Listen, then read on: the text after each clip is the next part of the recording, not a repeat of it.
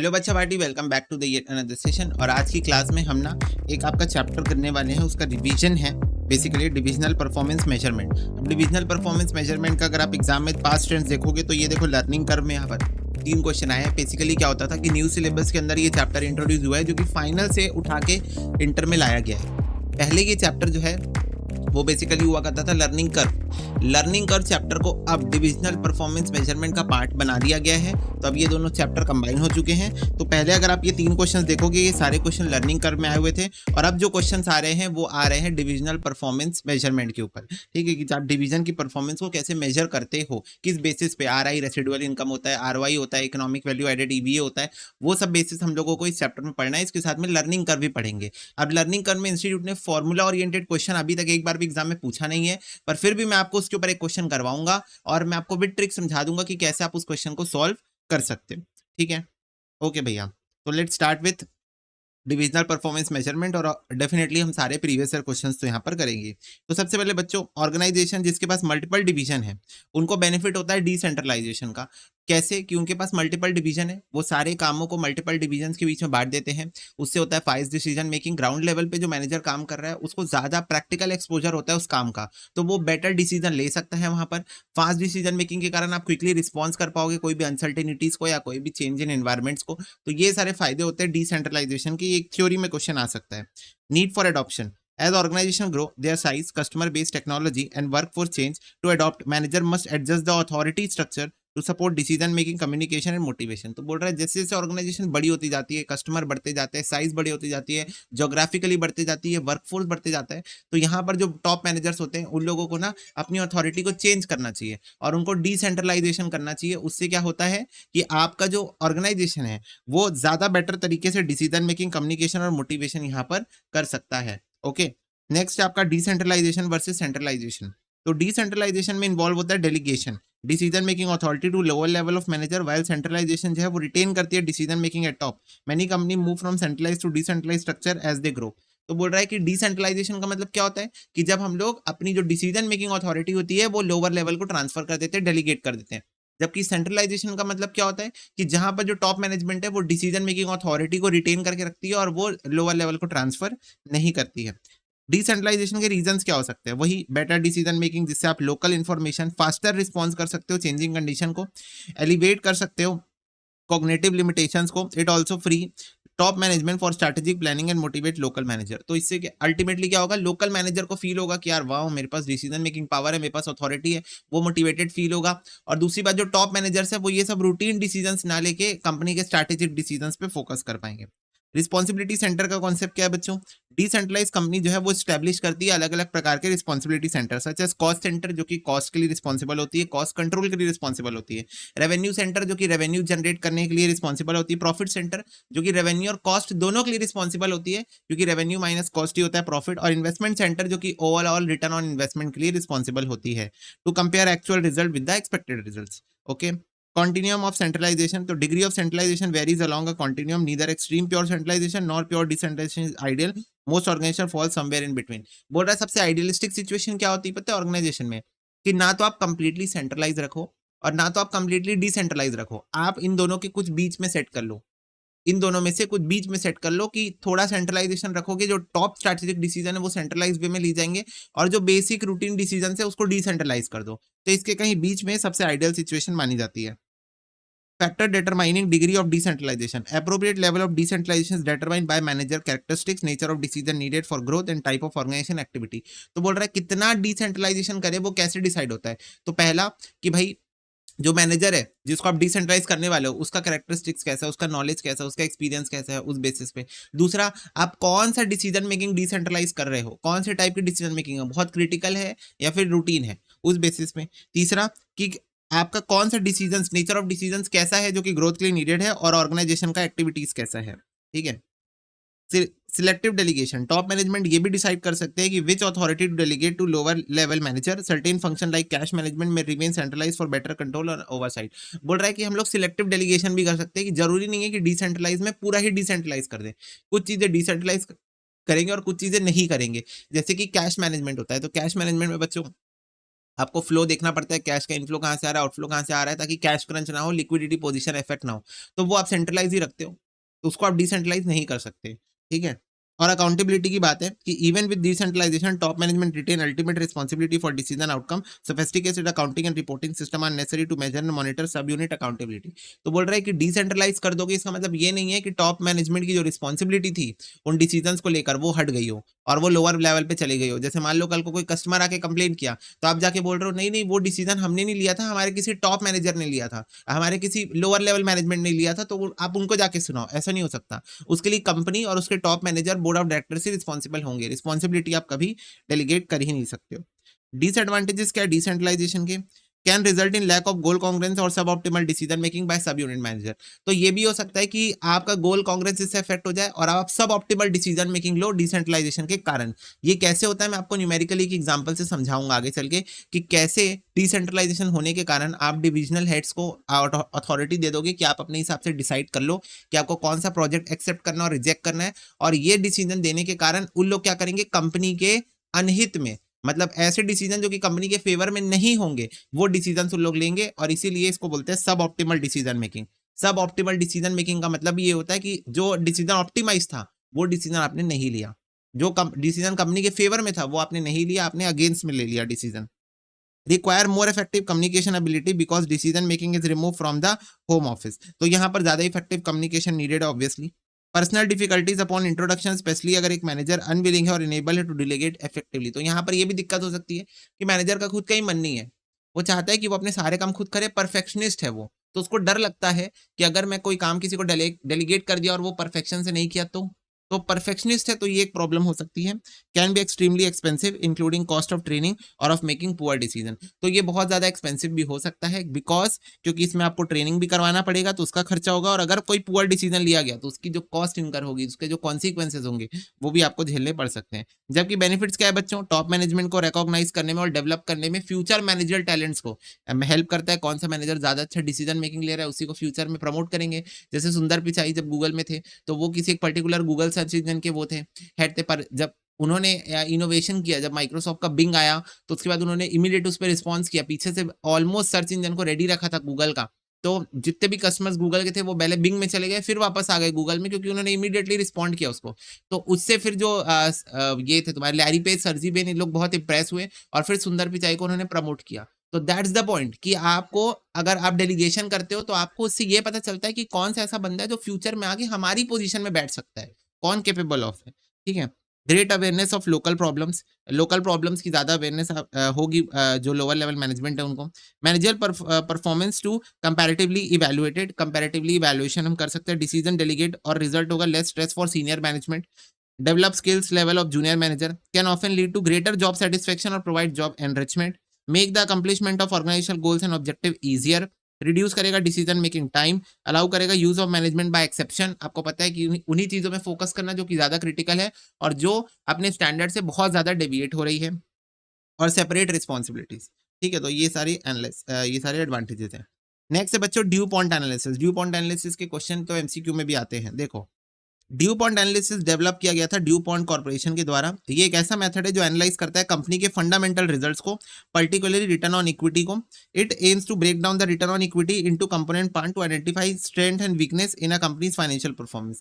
ये क्या करता है, रिटर्न ऑन इक्विटी के ही फॉर्मूले को ना अलग अलग हिस्सों में तोड़ देता है और उन हिस्सों में तोड़ के हर एरिया को, स्ट्रेंथ और वीकनेस को एनालाइज करता है कि रिटर्न ऑन इक्विटी जो आ रही है कौन से एरिया की वजह से ज्यादा आ रही, कौन से एरिया की वजह से कम हो रही है। The analysis involved multiplying the net profit margin with the asset turnover ratio and the equity multiplier. This breakdown help investor or manager understand which financial activities contribute most, which financial activity contribute the most to change in ROI, allowing them to pinpoint problem areas and capitalize on strength. In essence, the formula for calculating ROI using dew point analysis. तो वही बोल रहा है कि हम लोग जब ROI के फॉर्मूले को मल्टीपल हिस्सों में तोड़ देते हैं ना, तो हर हिस्से से हम चेक कर सकते हैं कि कौन सा एरिया जो है वो हमको स्ट्रेंथ प्रोवाइड कर रहा है और कौन सा एरिया वीकनेस प्रोवाइड कर रहा है। वीकनेस वाले एरिया पे हम वर्क कर सकते हैं और स्ट्रेंथ वाले एरिया को हम और स्ट्रॉन्ग बना सकते हैं। तो देखो कितने हिस्से में, 3 हिस्से में टूटता है यहाँ पर फॉर्मूला। आरओई का फॉर्मूला 3 हिस्से में टूटता है यहाँ पर, net profit margin, asset turnover ratio और फाइनेंशियल लीवरेज, और we can say equity multiplier. इसको इक्विटी मल्टीप्लायर और फाइनेंशियल लीवरेज दोनों नाम से जानते हैं। तो return on equity is equal to net profit margin का फॉर्मूला क्या बच्चों, नेट इनकम अपॉन सेल्स, ठीक है। तो net profit upon sales into sales divide by total asset, asset turnover का फॉर्मूला है, तो sales divided bye total asset, ठीक है, और total asset divided by total equity, ये इक्विटी मल्टीप्लायर, ठीक है। तो अगर आप यहाँ पर ध्यान से देखोगे तो यहाँ पर sales sales total asset cut जाएगा और आपका फाइनल फॉर्मूला क्या बनता है, net profit upon total equity, और net profit upon total equity ही है रिटर्न ऑन इक्विटी का फॉर्मूला। तो बेसिकली रिटर्न ऑन इक्विटी के फॉर्मूले को ही 3 हिस्सों में तोड़ दिया गया, हर हिस्से को डीपैनलाइज करने के लिए, डेविल इन द डिटेल्स, तो हर हिस्से को डिटेल में एनालाइज करने के लिए इसको तोड़ दिया गया, ठीक है। तो याद रखना इसको, नेट प्रॉफिट मार्जिन है तुम्हारा, एसेट टर्नओवर रेशियो है तुम्हारा, और इक्विटी मल्टीप्लायर, इक्विटी मल्टीप्लायर का फॉर्मूला याद रखना, total asset upon total equity, ठीक है, ओके। फिर इसके बाद है according to DuPont methodology, 3 main financial parameters that drive return on equity are operating performance, asset usage performance और फाइनेंशियल लीवरेज। ऑपरेटिंग परफॉर्मेंस क्या है बच्चों, वही तुम्हारा नेट प्रॉफिट वाला, नेट प्रॉफिट मार्जिन वाला। एसेट यूजेज क्या है, टोटल एसेट टर्नओवर रेशियो, और फाइनेंशियल लीवरेज क्या है, इक्विटी मल्टीप्लायर। तो देखो, ऑपरेटिंग परफॉर्मेंस का मतलब ये एक basic very basic profitability ratio होता है जो कि कैलकुलेट होता है by dividing net profit to total revenue. ये रिजेंबल करेगा कितना प्रॉफिट आपने जनरेट किया after deducting all the expenses. Primary factor remains the main healthy profit margin and derives the way keep growing it by reducing expenses, increasing price etcetera which impact return on equity. तो simple सी बात है, इस ratio को हम कैसे analyse करेंगे कि ये रेशियो हम कैसे इंप्रूव कर सकते हैं। या तो खर्चों को कम करो तो नेट प्रॉफिट बढ़ेगा, या तो खर्चों को कम करो तो नेट प्रॉफिट बढ़ेगा, और या तो सेल्स को बढ़ाओ, सेलिंग प्राइस को बढ़ाओ या सेल्स को बढ़ाओ, तो उससे क्या होगा, आपका सेल्स का मार्जिन बढ़ेगा, जिससे फिक्स कॉस्ट पर यूनिट कम होती है और ऑटोमेटिकली कॉस्ट कम होने लग जाएगा। नेट प्रॉफिट मार्जिन विच मेजर्स ऑपरेटिंग एफिशिएंसी। जबकि एसेट यूजेस में क्या होता है बच्चों कि आप अपने एसेट्स का कितना टाइम्स अपना टर्नओवर जनरेट कर पा रहे हो, ठीक है, कितने टाइम्स अपने एसेट का आप टर्नओवर जनरेट कर पा रहे हो, ये आपको ये बताएगा कि कंपनी कितनी एफिशिएंसी से अपने एसेट्स को यूज कर रही है, कितना टाइम्स अपने एसेट्स का वो रेवेन्यू जनरेट कर पा रही है, ठीक है। ये रेशियो डिफर करता है industry, but it's useful in comparing firms on the same industry. अगर कंपनी का एसेट टर्नओवर इंक्रीज होता है तो इसका पॉजिटिव इंपैक्ट होगा आरओई में डेफिनेटली, ठीक है। और फाइनेंशियल लीवरेज क्या है बच्चों, use of debt to acquire additional assets और fund project to create debt, individual और business borrow money, in return borrower promise lender to pay back the principal amount and interest on their loan. Financial leverage is also called leverage और trading on equity, ठीक है। तो वही मैंने कहा आपको, equity multiplier भी इसको कहा जाता है। बच्चों ड्यू पॉइंट एनालिसिस की सिग्निफिकेंस क्या है, कंपनी इंक्रीज कर सकती है अपना रिटर्न ऑन इक्विटी अगर वो जनरेट कर पा रही है हाई नेट प्रॉफिट मार्जिन, अगर वो इफेक्टिवली अपने एसेट्स को यूज कर पा रही है और उनके पास हाई फाइनेंशियल लीवरेज है। तो अब डेफिनेटली बच्चों, हाई फाइनेंशियल लीवरेज मतलब आपको टैक्स बेनिफिट होगा, राइट। फाइनेंशियल लीवरेज के ऊपर हम डेडिकेटेडली बात कर चुके हैं कि फाइनेंशियल लीवरेज का मतलब होता है कंपनी क्या कर रही है, डेट बढ़ा रही है, और डेट बढ़ाने के कारण हमको टैक्स बेनिफिट होता है, उसके कारण हमारी ओवरऑल कॉस्ट कम हो जाती है, cost of capital. 5-step DuPont model to analyze tax impact and efficacy of strategic cost and financial management initiative। Simple शब्दों में DuPont एनालिसिस ने फ्यूचर में जाके अपने ये 3 स्टेप फॉर्मूला को 5 स्टेप में कन्वर्ट कर दिया। तो बेसिक बात क्या है, net income upon shareholders equity, लेकिन अब उसको 5 हिस्सों में तोड़ोगे तो ये हो जाएगा net income upon pre tax income, pre tax income upon operating income, operating income upon sales, sales upon asset, और asset upon shareholders equity. तो ये है बच्चों पहला वाला, आपका कितना टैक्स बर्डन है, आपका आपकी नेट इनकम में कितना आपका टैक्स बर्डन है, ठीक है। यानी कि बेसिक सिंपल शब्दों में समझना, आपकी इनकम टैक्स के पहले कितनी थी और टैक्स के बाद कितनी हो गई, टैक्स के पहले कितनी थी और टैक्स के बाद कितनी हो गई, तो ये बताएगा आपका टैक्स का बर्डन। आपका ईबीआईटी कितना था और आपका प्री टैक्स इनकम कितना है, यानी ईबीटी कितना है, तो आपका ईबीआईटी कितना था और अब आपका ईबीटी कितना हो गया, तो इंटरेस्ट का बर्डन बताएगा। ये क्या बताएगा, इंटरेस्ट का बर्डन, क्योंकि ईबीआईटी में से इंटरेस्ट माइनस करते हो तो ईबीटी आता है, तो ये बताएगा इंटरेस्ट का बर्डन, ठीक है। फिर ये बताएगा operating income upon sales, operating margin बताएगा, sales upon asset, asset turnover बताएगा, और फाइनली तुम्हारा asset upon share holder equity, financial leverage बताएगा। तो इस बार हमने 5 हिस्सों में इसको तोड़ दिया, जिसमें से लास्ट वाले 2 तो सेम है, शुरू के 3 को हमने चेंज कर दिया। पहले हमने बोला कि ये बताओ टैक्स के बाद प्रॉफिट कितना है, टैक्स के पहले कितना प्रॉफिट था, तो ये टैक्स का बर्डन बता देगा। फिर हमने बोला कि ये बताओ इंटरेस्ट माइनस करने के बाद प्रॉफिट कितना है, इंटरेस्ट माइनस करने के पहले कितना प्रॉफिट था, तो ये इंटरेस्ट का बर्डन बताएगा। फिर हमने पूछा ऑपरेटिंग मार्जिन बताओ, यानी कि ऑपरेटिंग इनकम अपॉन सेल्स, यानी कि ईबीआईटी। तो ऑपरेटिंग इनकम मतलब होता है ईबीआईटी, राइट। तो ईबीआईटी अपॉन सेल्स या ऑपरेटिंग इनकम बताएगा, और बाकी के दोनों सेम है। तो ये हो गया 5 step due point analysis, okay. अब आ रहे हम लोग मेन टॉपिक में, return on investment. Due point के ऊपर एमसीक्यू में क्वेश्चन आते हैं, ठीक है, और बड़े क्वेश्चन भी आ सकते हैं डेफिनेटली, पर एमसीक्यू में तो आ रहे हैं। रिटर्न ऑन इन्वेस्टमेंट बच्चों होता है सिंपल कि आपने जो इन्वेस्टमेंट किया पैसा उस पर आपने कितना प्रॉफिट कमाया, एज सिंपल एज दैट। तो डेफिनेशन ऑफ आरओआई मेजर करता है डिविजनल का profit as a percentage of asset employed in the division. Return on investment एक फॉर्म है रिटर्न ऑन कैपिटल एम्प्लॉयड का, जो कि कैलकुलेट होता है कुछ इस प्रकार से, profit before interest and tax यानी कि EBIT divided by operations management capital employed यानी कितना पैसा आपने बिजनेस में लगाया into 100। ROI of a division, controllable profit of a division divided by net asset, operating asset, investment of division। अब यहाँ कंट्रोलेबल प्रॉफिट का मतलब क्या है बच्चों, ईबीआईटी लेना, लेकिन अगर कोई हेड ऑफिस एक्सपेंसेस तो उसको हटा देना, क्योंकि हेड ऑफिस एक्सपेंसेस हम कंट्रोल नहीं कर सकते। हेड ऑफिस एक्सपेंसेस जो होते हैं वो एलोकेटेड कॉस्ट होती है, तो एलोकेटेड कॉस्ट हमारे हाथ में है ही नहीं। हेड ऑफिस सारे डिविजन के लिए इंश्योरेंस करा दिया कि किसी डिवीजन में अगर आग लग गई तो इंश्योरेंस क्लेम मिल जाएगा, तो वो खर्चा हमारे कंट्रोल में नहीं था, वो हेड ऑफिस डिसाइड करता है क्या इंश्योरेंस कराना है, कितना कराना है कि नहीं कराना है, वो हेड ऑफिस डिसाइड करता है। तो कोई भी हेड ऑफिस का खर्चा होगा उसको आपको इग्नोर करना है डिवीजन के प्रॉफिट में अगर वो इंक्लूडेड है तो। ईबीआईटी लेना है।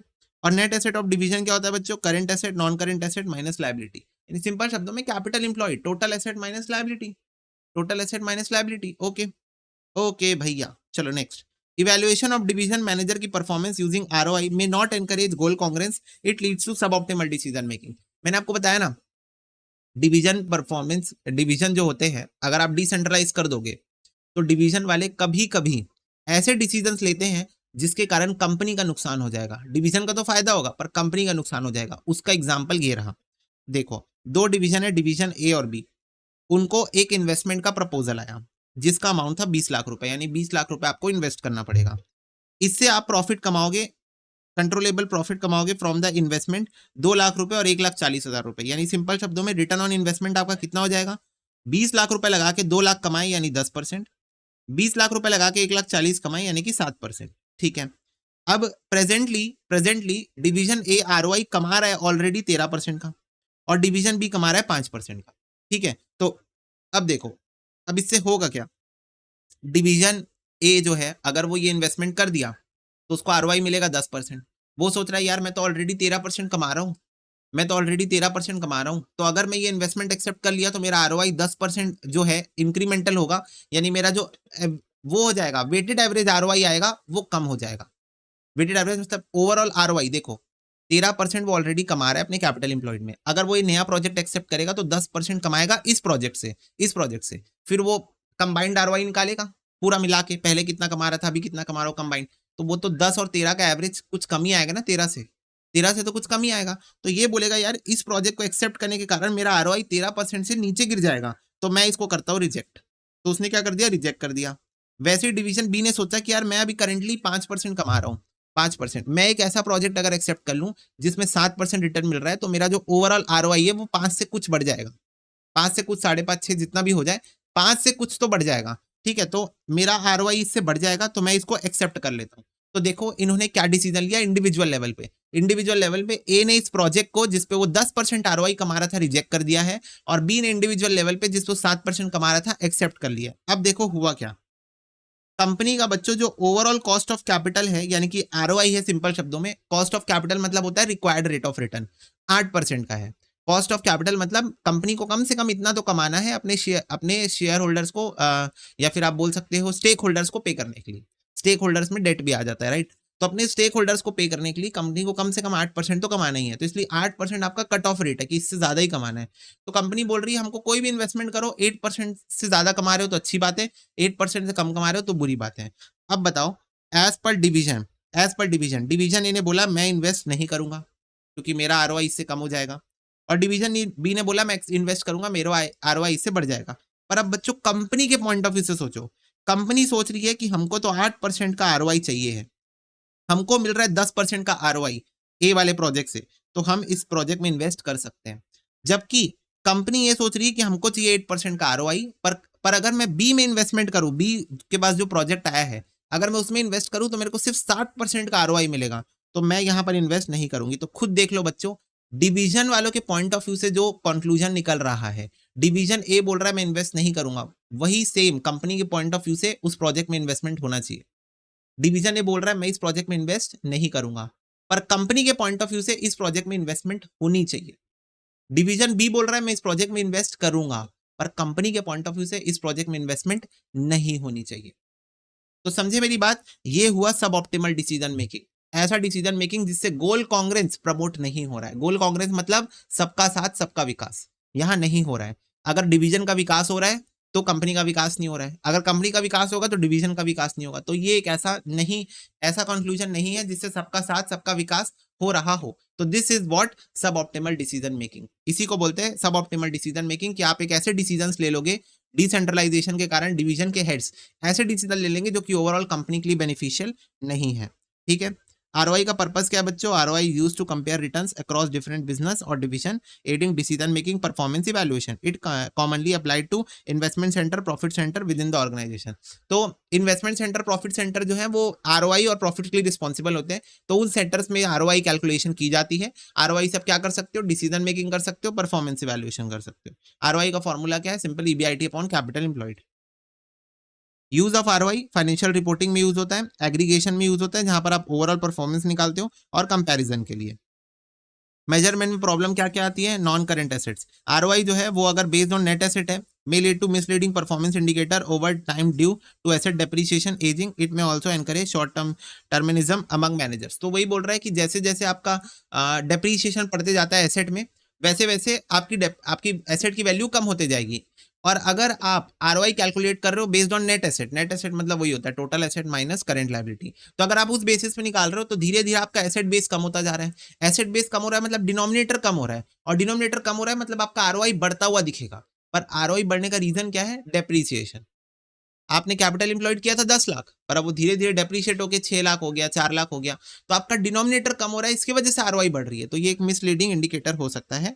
और टारगेट रिटर्न पॉलिसी, जहां पर target ROI for investment project जो है वो ड्रॉबैक हो सकता है, such as overlooking the varying risk among investment centre and not accounting for discounted cash flow in the project appraisal. तो वही बोल रहा है कि आप एक टारगेट आरओआई दे दोगे, पर आप उसमें बहुत सारे फैक्टर्स कंसीडर ही नहीं करोगे, जैसे कि डिस्काउंटिंग नहीं कंसीडर कर रहे हो, अनसर्टेनिटीज, रिस्क फैक्टर कंसीडर नहीं कर रहे हो, तो ये भी एक प्रॉब्लमेटिक सिचुएशन हो सकती है अगर आप कर रहे हो तो। ठीक है, not so important.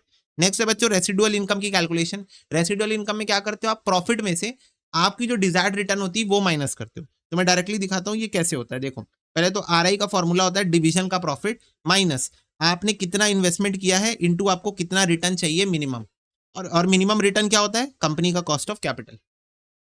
Minimum return आपको कितना चाहिए होता है? Cut off rate. मैं कितने बार बोलूं कट ऑफ रेट की? मुझे इतना प्रॉफिट तो चाहिए, मतलब चाहिए, मतलब चाहिए। वो क्या होता है?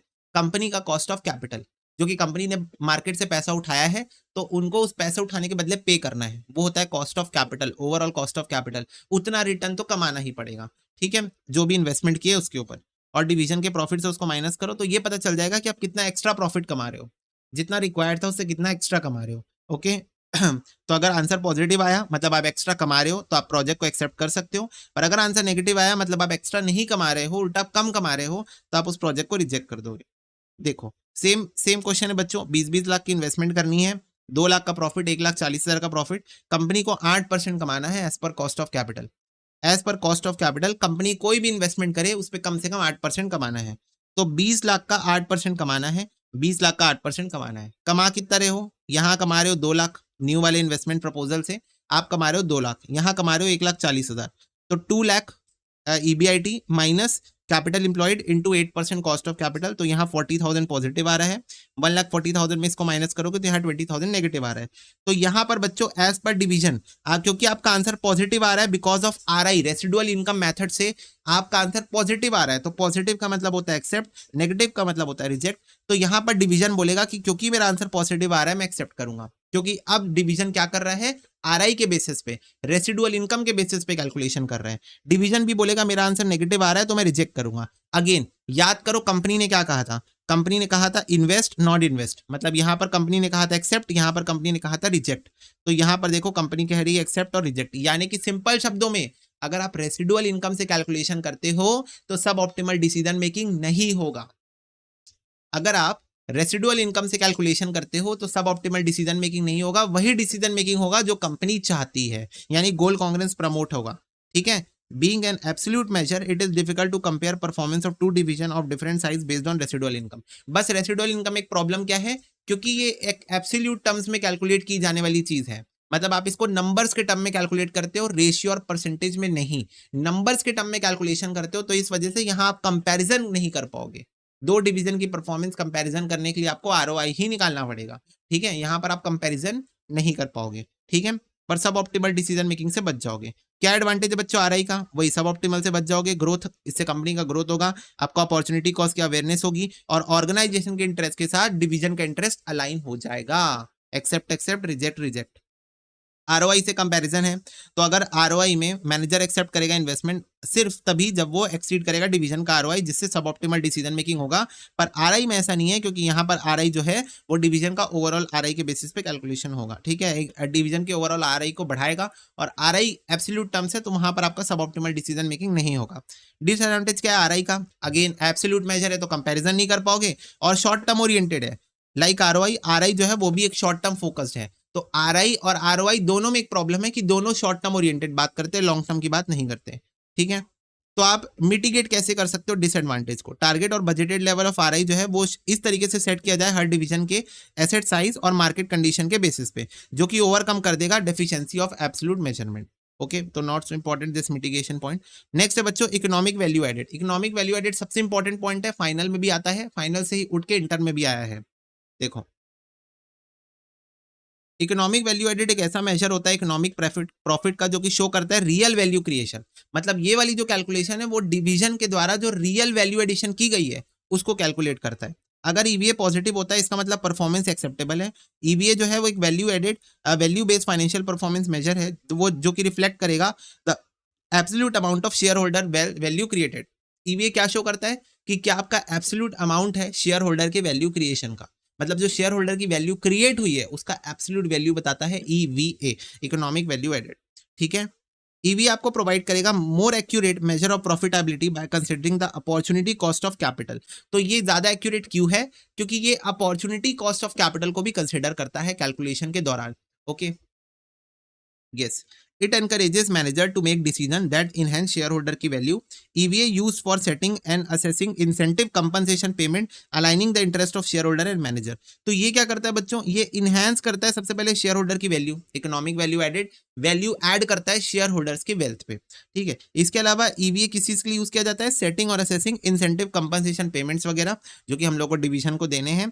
अलाइन करता है इंटरेस्ट ऑफ शेयर होल्डर और मैनेजर बोथ, मतलब जो शेयर होल्डर चाहता है और जो मैनेजर चाहता है उसको अलाइन करता है, ठीक है। ईवीए का एडवांटेज क्या है? अगेन जो वहां पे आपकी जो ट्रेडिशनल मेजरमेंट थी लाइक आरओआई, उसको ओवरकम करता है, इंक्रीमेंटल वेल्थ को कंसीडर करता है और डिस्ट्रॉयड बाय द इन्वेस्टमेंट, और प्रोवाइड करेगा valuable information for decision making और स्ट्रैटेजी फॉर्मुलेशन, ठीक है। ईवीए का फॉर्मूला देखो, NOPAT minus WACC into capital employed. NOPAT मतलब बच्चों net operating profit after tax. Simple शब्दों में बोलूं तो ईबीआईटी में से टैक्स माइनस कर दो, बस ईबीआईटी में से टैक्स माइनस कर दो तो आ जाता है NOPAT. EBIT minus tax, net operating profit after tax, after tax, ठीक है। तो ईबीआईटी में से टैक्स माइनस कर दो तो नोपैट आ जाता है। माइनस डब्ल्यूएसीसी सबको पता है कॉस्ट ऑफ कैपिटल, इनटू जो भी आपके बिजनेस में कैपिटल एम्प्लॉयड है। तो ये होता है आपका ईवीए का फॉर्मूला। कि सिंपल शब्दों में अगर मैं बताऊं तो ईवीए का फॉर्मूला क्या कहता है आपसे? ईवीए का फॉर्मूला कहता है कि कैपिटल एम्प्लॉय जो आपने बिजनेस में किया है उस पे आपको कितना मिनिमम कमा के लाना था, डब्ल्यूएसीसी। डब्ल्यूएसीसी क्या है? कट ऑफ रेट, कि कम से कम इतना तो कमाना ही पड़ेगा अपने इन्वेस्टर्स को पे करने के लिए, तो दैट इज डब्ल्यूएसीसी। तो आपने जो बिजनेस में कैपिटल एम्प्लॉयड किया है उस पे आपको मिनिमम कितना अर्निंग करना था और आपने एक्चुअली कितना अर्निंग किया है, वो भी आफ्टर टैक्स।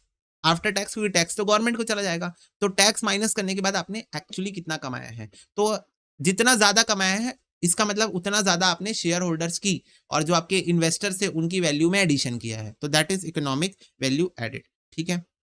ये है लॉन्ग कट उसको निकालने का, कि अगर आपको क्वेश्चन में ईबीआईटी दिया है आप उसमें से पहले इंटरेस्ट माइनस कर दो, पीबीटी आ जाएगा, टैक्स माइनस कर दो, पीएटी आ जाएगा, फिर से इंटरेस्ट ऐड कर दो, पर इस बार टैक्स माइनस करके ऐड करना। क्यों? क्योंकि इंटरेस्ट की वजह से आपको मिला है टैक्स का बेनिफिट। अब ये तो मैंने आपको 10 बार बता दिया है ऑलरेडी कि इंटरेस्ट की वजह से आपको मिलता है टैक्स का बेनिफिट, तो इंटरेस्ट में से टैक्स हटा के वापस से ऐड कर दो तो नोपैट मिल जाएगा। या इतनी लंबी कहानी करने से अच्छा है सिंपल, ईबीआईटी में से सीधा टैक्स माइनस करो, काम खत्म। ईबीआईटी में से सीधा टैक्स माइनस करो, काम खत्म, ठीक है। क्योंकि यहाँ आप इंटरेस्ट विद टैक्स को माइनस कर रहे हो, यहाँ इंटरेस्ट विदाउट टैक्स को प्लस कर रहे हो, तो नेट नेट में हो क्या रहा है कि आप टैक्स वाला पोर्शन माइनस कर रहे हो, ठीक है। तो सीधा ईबीआईटी में से टैक्स माइनस कर दोगे तो सेम आंसर आ जाएगा। ओके, यस भैया। अब मान लो अगर किसी क्वेश्चन में बच्चों प्रॉफिट आफ्टर टैक्स दिया हुआ है, ध्यान से सुनो, ध्यान से बेटा, एग्जाम में क्वेश्चन आएगा इसका, ईवीए का पक्का बता रहा हूं। ध्यान से सुनो, अगर मान लो किसी क्वेश्चन में डायरेक्टली पैट दिया हुआ है, पैट, तो आप ईबीआईटी कैसे निकाल सकते हो, सॉरी नो पैट कैसे निकाल सकते हो? अगर आपको पैट दिया हुआ है तो आप उसमें ना इंटरेस्ट नेट ऑफ टैक्स करके ऐड कर देना। ये देखो ना, अगर आपको क्वेश्चन में पैट दिया हुआ है तो आप इंटरेस्ट को टैक्स हटा के ऐड कर देना, तो नो पैट मिल जाएगा। बस इस बात का ध्यान रखना। और ये तो बाकी मैंने डेरिवेशन बताया था। ओके, देखो केई का फॉर्मूला आपको पता है, R F plus R M minus R F into beta as per CAPM model, capital asset pricing model. Note, अगर क्वेश्चन आपको प्रोवाइड करेगा मल्टीपल बीटास, मतलब एक से ज्यादा बीटा अगर आपको दे रहा है क्वेश्चन, तो then take the highest beta, क्योंकि इंस्टीट्यूट ऐसा ही करती है। ऐसा होना नहीं चाहिए, एवरेज बीटा लेना चाहिए। मेरे पॉइंट ऑफ व्यू से बीटा को एवरेज लेना चाहिए, पर इंस्टीट्यूट बोलती है कि नहीं, हम हाईएस्ट पॉसिबल रिस्क कंसिडर करेंगे। That is also good, institute is considering the conservatism principle here. तो इंस्टीट्यूट कह रही है कि नहीं, हम हाईएस्ट पॉसिबल रिस्क लेके चलेंगे, तो इसीलिए हम हाईएस्ट बीटा कंसिडर करेंगे। ओके, चलो WACC का फॉर्मूला आपको पता है। WACC का फॉर्मूला क्या होता है, आपने पढ़ा होगा FM के अंदर। ठीक है, कई बच्चे बोलते हैं भैया हम तो कंफ्यूज ही हो जाते हैं, हम FM पढ़ रहे हैं कि MM पढ़ रहे हैं। तो बेटा इंटरलिंक है चैप्टर। हमने मैनेजमेंट अकाउंटिंग के अंदर भी कुछ ऐसे क्वेश्चन किए जहां फाइनेंशियल लीवरेज यूज हो रहा था, तो इंटरलिंक है ना, दोनों सेकंड ग्रुप के अंदर है। ठीक है, तो WACC का वही फॉर्मूला है जो आपने FM में पढ़ा है, weight of equity into cost of equity, weight of debt into cost of debt, post tax cost of debt आपको लेना है, ये बात आपको पता है, टैक्स हटा के। वेट ऑफ इक्विटी कैसे निकलता है बच्चों, simple, share capital plus reserve and surplus divide by share capital, reserve and surplus और लॉन्ग टर्म डेट। ठीक है, तो equity upon total capital employed, और यहाँ पर debt upon total capital employed, weight of debt आ जाएगा। कैपिटल एम्प्लॉयड कैसे निकलता है, ओके, तो आपको क्या लेना है, ओपनिंग बैलेंस लेना है। Point to be noted, capital employed हमेशा ओपनिंग बैलेंस लिया जाता है, क्योंकि जो आप 1 तारीख को पैसा इन्वेस्ट रखे हो, पूरे साल भर आप उसी को यूज करके पैसा कमा रहे हो। तो what is capital employed, opening capital employed, कि जो आपका ओपनिंग बैलेंस था कैपिटल एम्प्लॉयड का, उसी को आप पूरे साल भर यूज करके पैसा कमा रहे हो। ठीक है, तो ओपनिंग शेयर कैपिटल लो, रिजर्व एंड सरप्लस लो और लॉन्ग टर्म डेट लो, दैट इज कैपिटल एम्प्लॉयड। ठीक है, ये सब आइटम्स आप इग्नोर कर सकते हो, ये मैंने क्लास में करवाए थे आपको, पर ये इतना हाई लेवल इंस्टीट्यूट पूछेगी नहीं। ठीक है, ये वाला पोर्शन आप इग्नोर कर सकते हो। हाँ, ये आप देख लो कि नोट, अगर आपसे क्वेश्चन पूछे how much dividend can the company pay before the value of equity start declining, ये क्वेश्चन अगर पूछे, मॉड्यूल में है ना ये क्वेश्चन, तो कैसे निकालोगे? बेसिकली आपसे पूछा जा रहा है इकोनॉमिक वैल्यू एडेड का डिविडेंड बताओ। ठीक है, तो ईवीए जो भी आएगा उसको नंबर ऑफ शेयर से डिवाइड कर देना। ठीक है, ये सेंटेंस याद रखो, how much dividend company pay before the value of equity start declining, तो कंपनी कितना डिविडेंड पे करे वैल्यू ऑफ इक्विटी जो है वो कम होने के पहले, तो आपको जो ईवी आया है उसको नंबर ऑफ शेयर से डिवाइड करना है, ये याद रखना, ये एमसीक्यू में भी आ सकता है। फाइनेंशियल लीवरेज का फॉर्मूला क्या होता है, ईबीआईटी अपॉन ईबीटी, उसमें से कैसे यूज होगा, EBIT upon EBIT minus interest, EBT को हम बोल सकते हैं ना ईबीआईटी माइनस इंटरेस्ट। ठीक है, note, market value is better than book value for ROI calculation. अब मान लो आरओआई की कैलकुलेशन आपसे पूछा गया है, और फिर आपसे बोला, लास्ट में आपसे क्वेश्चन पूछ रहा है कंक्लूजन बताओ कि कौन सी वैल्यू ज्यादा बेटर है, आरओआई को मार्केट वैल्यू पे कैलकुलेट करना बेटर है या बुक वैल्यू पे कैलकुलेट करना बेटर है, तो आपका आंसर होना चाहिए कि मार्केट वैल्यू में कैलकुलेट करना बेटर है। ये भी एक क्वेश्चन है मॉड्यूल में।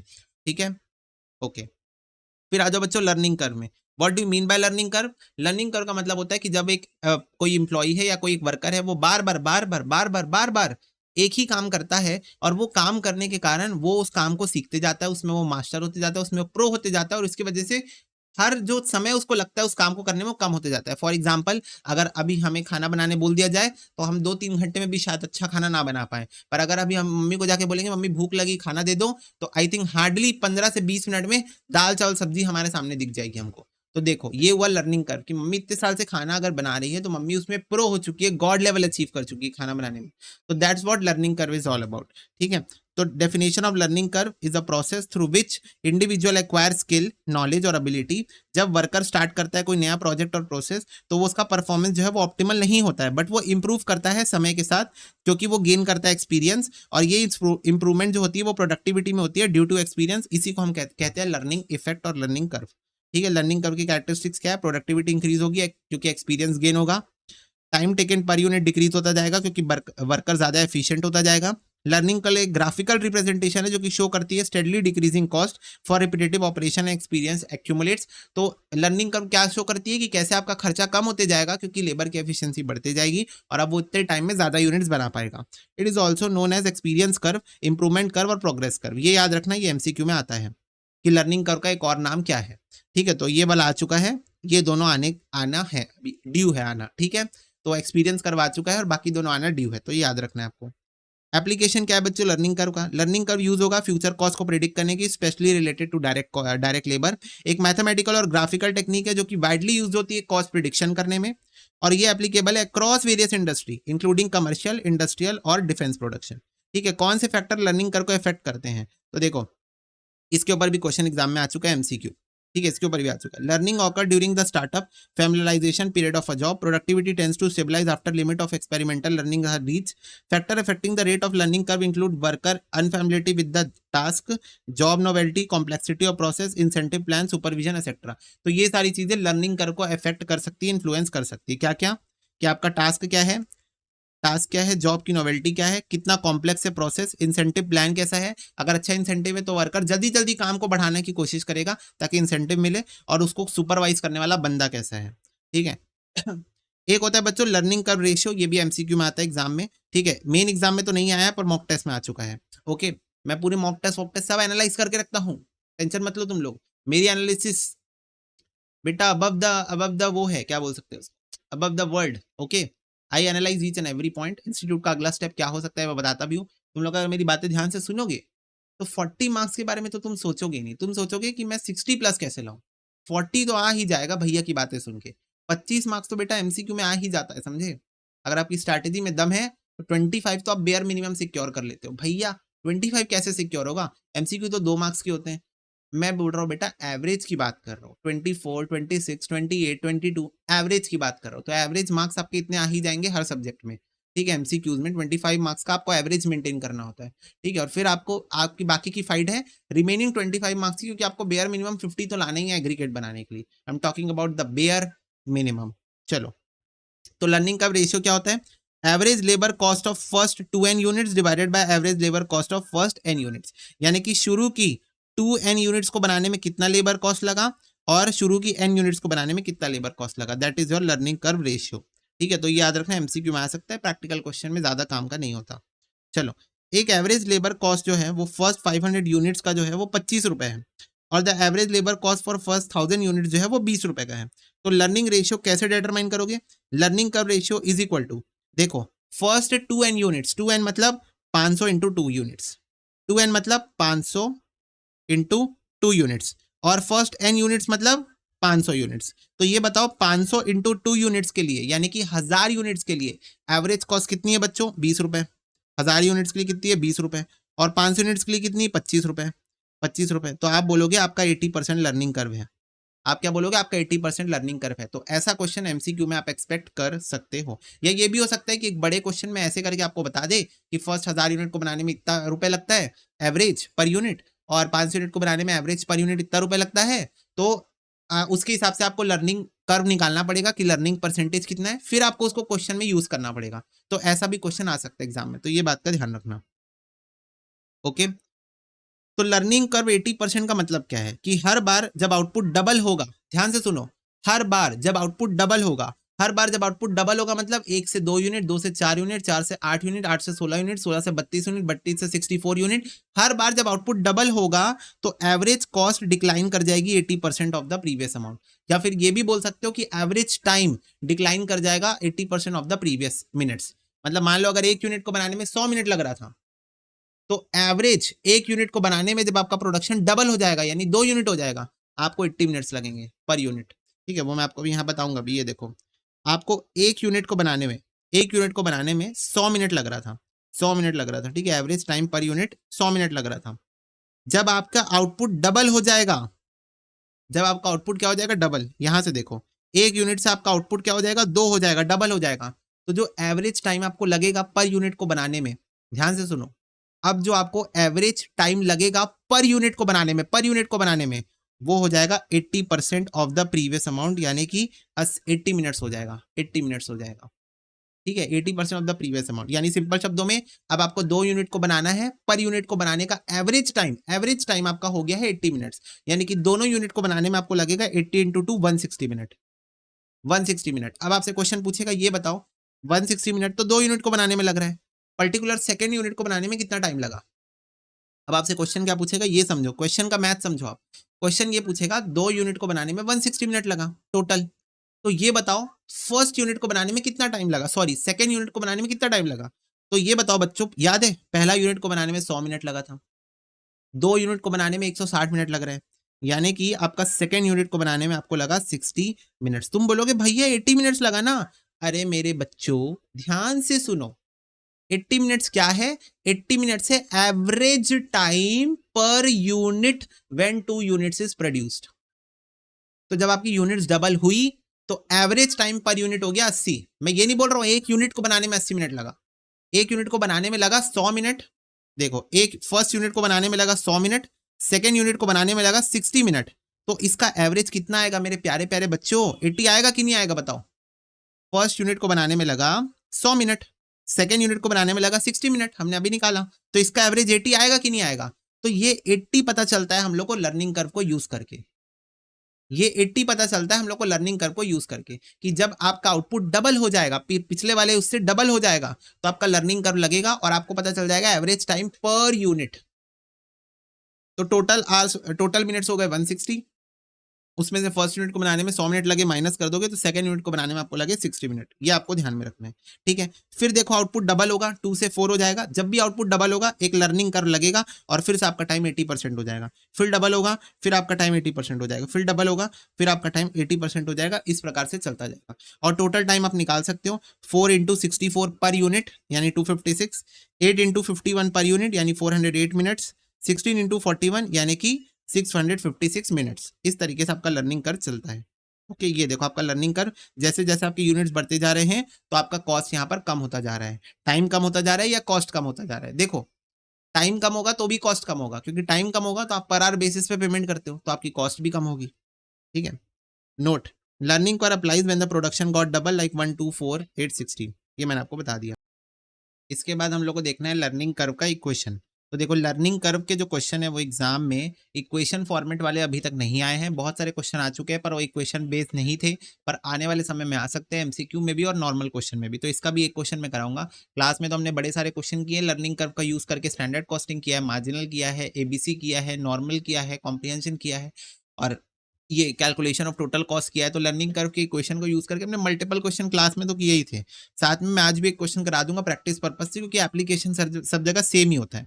तो लर्निंग कर्व का इक्वेशन होता है बच्चों y = ax की पावर b, जहां a का मतलब आपको पता है क्या होता है, कि अगर आपको क्वेश्चन यूनिट्स में पूछ के रखा है तो फर्स्ट यूनिट को बनाने में आपको कितना टाइम लग रहा है या कितना कॉस्ट लग रहा है, ठीक है।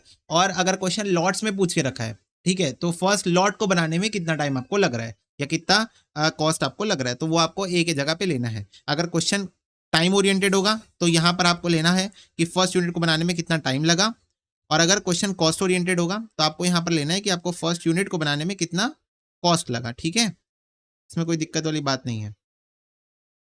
अगर क्वेश्चन टाइम ओरिएंटेड है तो फर्स्ट यूनिट को बनाने में कितना टाइम लगा, कॉस्ट ओरिएंटेड है तो फर्स्ट यूनिट को बनाने में कितना कॉस्ट लगा, ठीक है।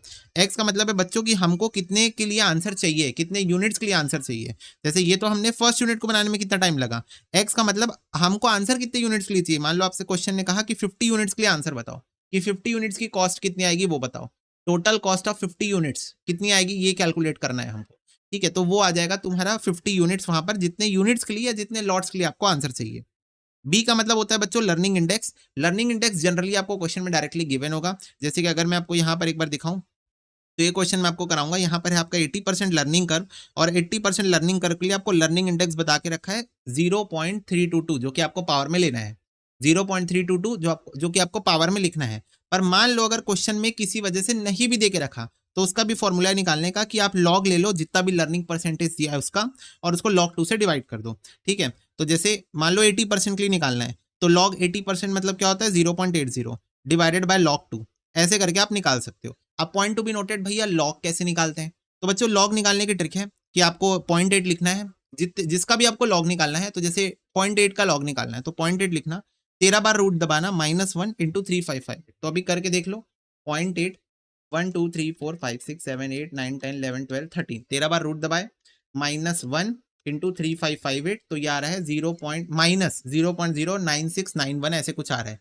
log 2 की वैल्यू होती है 0.3010, उम्मीद है आपको भी याद ही होगी। नहीं भी आदत हो log 2 भी आप निकाल सकते हो, उससे आप डिवाइड कर दो 0.3010 से, तो आंसर आ रहा है 0.3219 यानी 0.322 और वो भी नेगेटिव 0.322 और वो भी नेगेटिव में आंसर आ रहा है। ठीक है, तो ये देखो 0.322 यहाँ दी हुई वैल्यू, हम इसको डायरेक्टली निकाल सकते हैं खुद से। ठीक है, अगर कोई बच्चा कंफ्यूज हो तो यहाँ याद रखना कि ये जो लॉग परसेंटेज है वो आपको पॉइंट में लेना है, ऐसे लिख लो। हो सकता है गलती हो जाए आपसे एग्जाम में, आप पॉइंट में लेना भूल जाओ, तो ऐसे करके स्पेसिफिकली लिख लो कि इसको पॉइंट में लेना होता है। ठीक है, ओके। वाई का मतलब है बच्चों एवरेज टाइम आपको कितना लगने वाला है per unit applicable for x cumulative units और एक्स क्यूमुलेटिव लॉट्स। तो ये जो वाई निकल के आएगा फाइनली, ये पूरी कैलकुलेशन करने के बाद ये जो वाई निकल के आएगा, ये क्या होगा, ये वाई बेसिकली क्या होगा, तो ये वाई होगा कि जो आपने एक्स लिए थे ना, नंबर ऑफ यूनिट्स 50 यूनिट्स के लिए आपको निकालना था आंसर, तो ये जो 50 यूनिट्स आपने लिए, तो वाई जो होने वाला है वो होने वाला है आपका टाइम पर यूनिट फॉर 50 यूनिट, और अगर कॉस्ट निकाल रहे हो तो cost per unit for 50 units.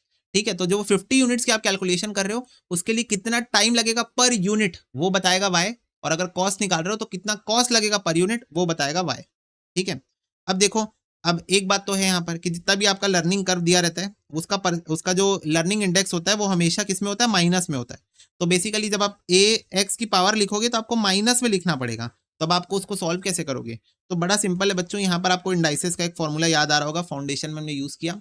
ए की पावर अगर माइनस एम होता है तो आप इसको 1/a की पावर m लिख सकते हो, इसको आप 1/a की पावर m लिख सकते हो अगर a की पावर माइनस m होता है तो। और बेसिकली अब 1 की पावर में तो आप कुछ भी ले लो तो 1 ही आता है, तो इसको आप ऐसे भी बोल सकते हो 1/a की whole to the power m, ऐसे भी बोल सकते हो। और टू सॉल्व दिस यूज डल्टी power with 14 times root and x is equal to, तो आपको डल्टी पावर का फॉर्मूला याद है, डल्टी पावर का रूट, भैया डल्टी पावर क्या था, अरे 12 time roots -1 divided by power +1 या फिर into power +1 into is equal to 12 times. तो वही डल्टी पावर आपको यहाँ पर यूज करना है, लेकिन 14 टाइम्स रूट के साथ यूज करना है। किसके साथ यूज करना है, 14 टाइम्स रूट के साथ, मतलब वहां पर आप 12 बार करते थे, इस बार आप 14 बार करोगे, सिर्फ लॉग के क्वेश्चन में, सिर्फ लर्निंग करके क्वेश्चन वाले क्वेश्चन में, सिर्फ और सिर्फ इस वाले क्वेश्चन में आप 14 टाइम्स रूट्स का यूज करोगे, 14 बार रूट। ठीक है, तो 14 time roots -1 into power +1 into is equal to 14 times. Okay, yes. और अगर मान लो एंटी लॉग, अगर लॉग एंटी लॉग यूज करना चाहते हो तो एंटी लॉग का ये ट्रिक होता है, पर आई डोंट थिंक आप यूज करोगे क्योंकि इससे आंसर आपका आ जाएगा। ठीक है, तो जैसे मैं आपको यहाँ पर क्वेश्चन दिखाता हूँ, देखो ध्यान से देखने वाला क्वेश्चन इक्वेशन के ऊपर है। The chief officer at manufacturing plant Boeing 777-200 LR aircraft observe that worker perform कर रहे manufacturing operation at the plant, show कर रहे signs of a definite learning pattern, मतलब जो वर्कर्स प्लांट में काम कर रहे हैं वो धीरे धीरे काम सीख रहे हैं। He noted that most aircraft manufacturing tasks experience what he called a 80% learning rate, meaning that the worker need 20% fewer hours to make a part each time their cumulative experience making that part double। तो जैसे जैसे हम लोग double production करते जा रहे हैं, मतलब प्रोडक्शन जब भी डबल होती है 80% लर्निंग इफेक्ट हमको दिख रहा है। दस, अगर फर्स्ट पार्ट जो है वो 100 मिनट ले रहा है तो सेकेंड पार्ट जो है वो सिर्फ 80 मिनट ले रहा है। The fourth would require 64 minute and so on. Required, calculate करो time required for part 41 to 60, तो बोल रहा है 41 से 60 आपको जो पार्ट्स हैं वो बनाने में कितना टाइम लगा वो कैलकुलेट करो। ठीक है, तो इसके लिए आपको क्या करना पड़ेगा, सबसे पहले आपको क्यूमुलेटिव निकालना पड़ेगा, और फिर आप 41 से 60 निकालने के लिए 40 माइनस कर दोगे। देखो कैसे, समझो समझो समझना। सबसे पहले बहुत ईजी है बच्चों, ध्यान से समझो। फर्स्ट पार्ट को बनाने में लगे 100 मिनट, फर्स्ट पार्ट को बनाने में लगे 100 मिनट, 80% लर्निंग कर्व है आपका, और लर्निंग इंडेक्स है -0.322। ये क्वेश्चन में दिया है, नहीं दिया रहता तो log 0.8 अपॉन log 2 करके निकाल सकते थे। ठीक है, log 2 की वैल्यू होती है 0.3010, वो आप याद ही रखो क्योंकि log 2 तो यूज हो गई लर्निंग इंडेक्स निकालने में, हो सकता है एमसीक्यू में क्वेश्चन आ जाए, तो याद रखो ना 0.3010। ओके, 3 - 1 2 होता है ना, तो log 2 की वैल्यू 0.3010। अब हमको क्या करना है, हमको बच्चों सबसे पहले ना 0 से लेकर 60 यूनिट्स के टोटल नंबर ऑफ आवर्स निकालने पड़ेंगे। 0 से लेकर 60 यूनिट्स के टोटल नंबर ऑफ आवर्स निकालने पड़ेंगे, और फिर उसमें से 0 से लेकर 40 तक के आवर्स को हम माइनस कर देंगे, तो हमको 41 से 60 यूनिट्स को बनाने में कितने आवर्स लगे वो पता चल जाएगा। ठीक है, अब ये हम कैसे करने वाले देखते जाओ। सबसे पहले हम निकालने वाले हैं कि 40 यूनिट्स को बनाने में कितने आवर्स लगेंगे, तो y is equal to A X की पावर बी। ठीक है, फर्स्ट यूनिट को बनाने में लगे 100 मिनट, वेरी गुड, हमको निकालना है 40 यूनिट्स, यस, और ये हो गया हमारा लर्निंग इंडेक्स। तो अब हमने लर्निंग इंडेक्स यहाँ पर लिखा। अब देखो हमने इसको 1/40 करके इसको पॉजिटिव कर दिया, अब हम इसको यूज करेंगे, डल्टी पावर निकालेंगे, तो 1/40 की हम यहाँ डल्टी पावर निकालेंगे, तो 1/40, ठीक है, 14 बार रूट, 1 2 3 4 5 6 7 8 9 10 11 12 13 14, ठीक है, -1 इंटू कितना है power 0.322 plus 1 into is equal to 14 बार, 2 3 4 5 6 7 8 9 10 11 12 13 14, तो 14 बार करोगे तो 0.3049 आ रहा है, 0.3049 आ रहा है, 30491, इसको आप 100 से मल्टीप्लाई करोगे तो 30.491 पर यूनिट आपको टाइम लगेगा अगर आप 40 यूनिट्स बना रहे हो तो। अगर आप 40 यूनिट्स बना रहे हो, अगर आप 40 यूनिट्स बना रहे हो तो 30.491 मिनट आपको पर यूनिट लगेगा, यानी सिंपल शब्दों में टोटल आवर्स कितने लगेंगे 40 यूनिट्स को बनाने में, टोटल आवर्स आपको लग जाएंगे 40 इंटू 30.491, यानी कि इतने आवर्स आपको टोटल लग जाएंगे 40 यूनिट्स बनाने के लिए। ये आंसर आपका क्या आता है बच्चों, पर यूनिट कितने टाइम लगेगा। ये जो y का वैल्यू आता है ना, ये होता है कि पर यूनिट, अगर आप 40 यूनिट बना रहे हो, अगर आप 40 यूनिट बना रहे हो तो पर यूनिट आपको कितना टाइम लगेगा, ये आपको y की वैल्यू मिलती है, इसको आप 40 से मल्टीप्लाई कर दोगे तो टोटल आवर्स आपको मिल जाएंगे, ठीक है। ओके, 100 मिनट्स है क्वेश्चन में कि 100 आवर्स है, 100 मिनट्स है, तो ये हो जाएगा आपका मिनट्स में ना answer, this is not hours, this is minutes, okay.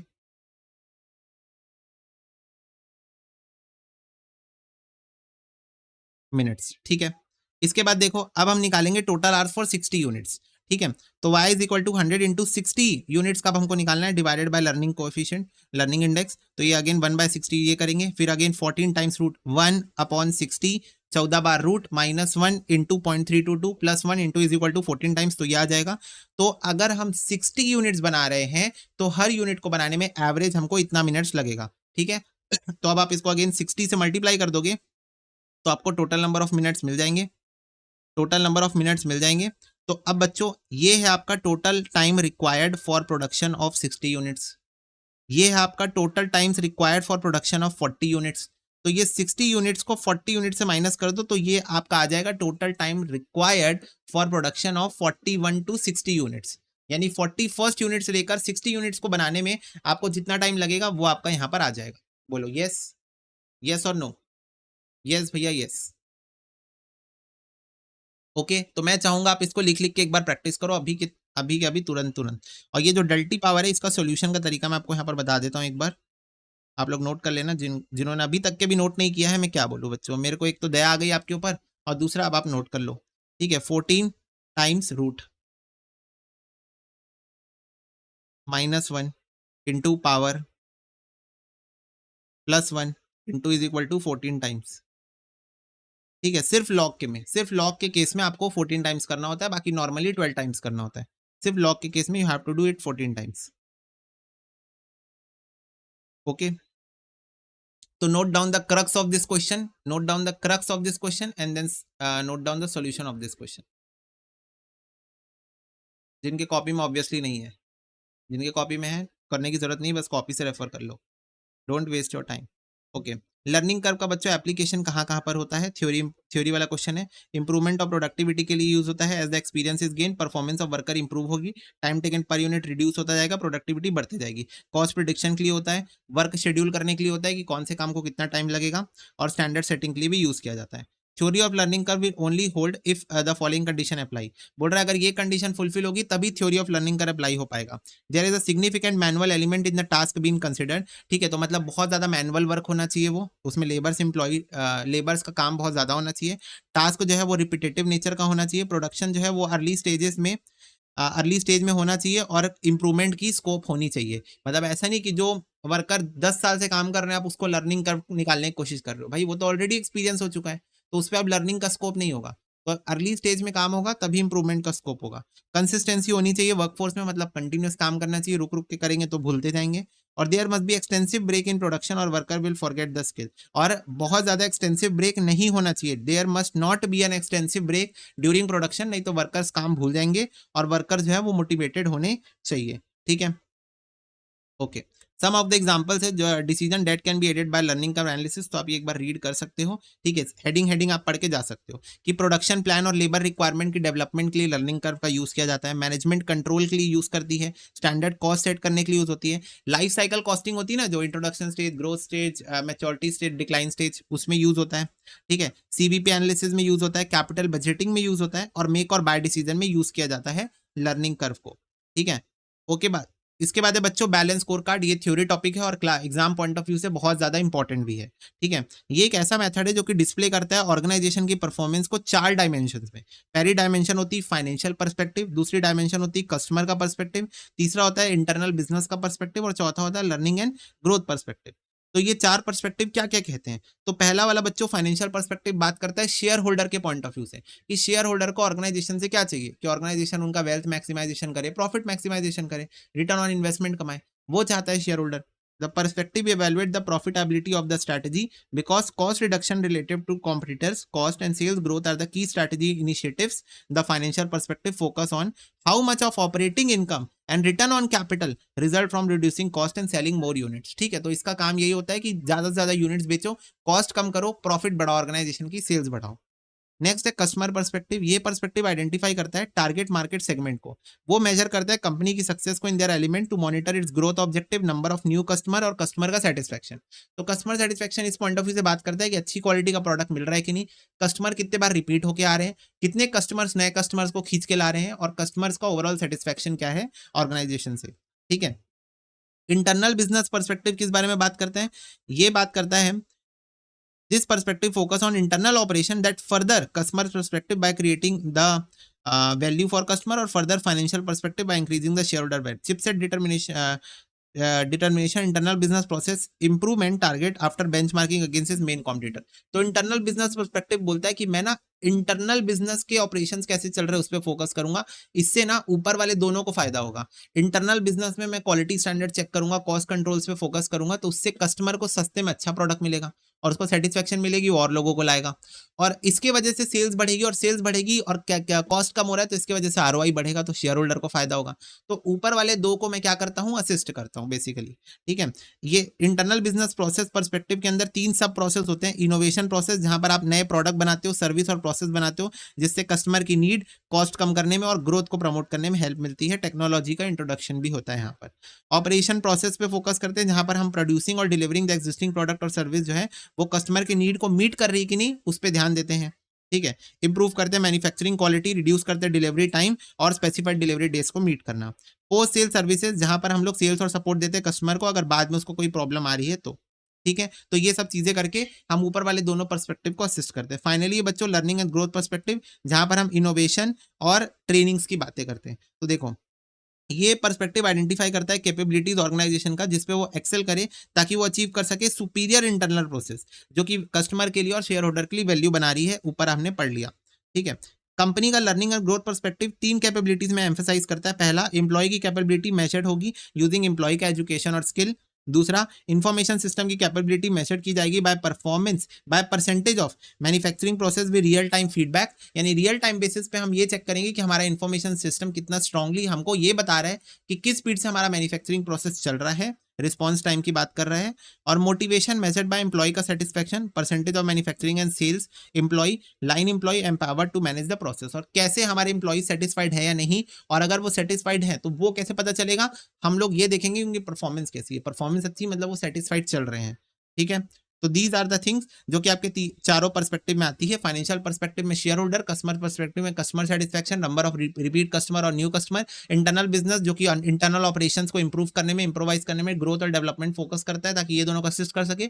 और लर्निंग एंड ग्रोथ में एम्प्लॉय का satisfaction, employ training, morale, skill development, education, ये सब चीजों में, और टेक्नोलॉजिकल एडवांसमेंट, इसकी बात करते हैं। तो ये चारों पर्सपेक्टिव के ये की पॉइंट्स आपको याद रखने हैं। एग्जाम में क्वेश्चन आ सकता है, explain balance score card, what do you mean by balance score card, what are the 4 dimensions of balance score card, these can be the questions which can be asked in the exam. Again question आपसे ऐसा भी आ सकता है exam में कि आपको ना अलग अलग चीजें बता देगा कि यार हमारा आरओआई इतना है, हमारा ईवीए इतना है, हमारा प्रॉफिटेबिलिटी, ये हमारा जो सेल्स है वो बढ़ रहा है, हम लोग कस्टमर की रॉयल्टी गेन कर रहे हैं, कस्टमर नए बढ़ रहे हैं हमारे पास, ठीक है, हमने नॉन वैल्यू एडेड्स को कम किया है, हमने क्रॉस सेलिंग बढ़ाई है अपनी, हमने नई प्रोडक्ट्स लाए हैं, हमने एडिक्वेट ट्रेनिंग की एम्प्लॉयज की, ऐसे करके कुछ कुछ पॉइंट आपको एक बड़े से स्टोरी टाइप के फॉर्मेट में क्वेश्चन देगा।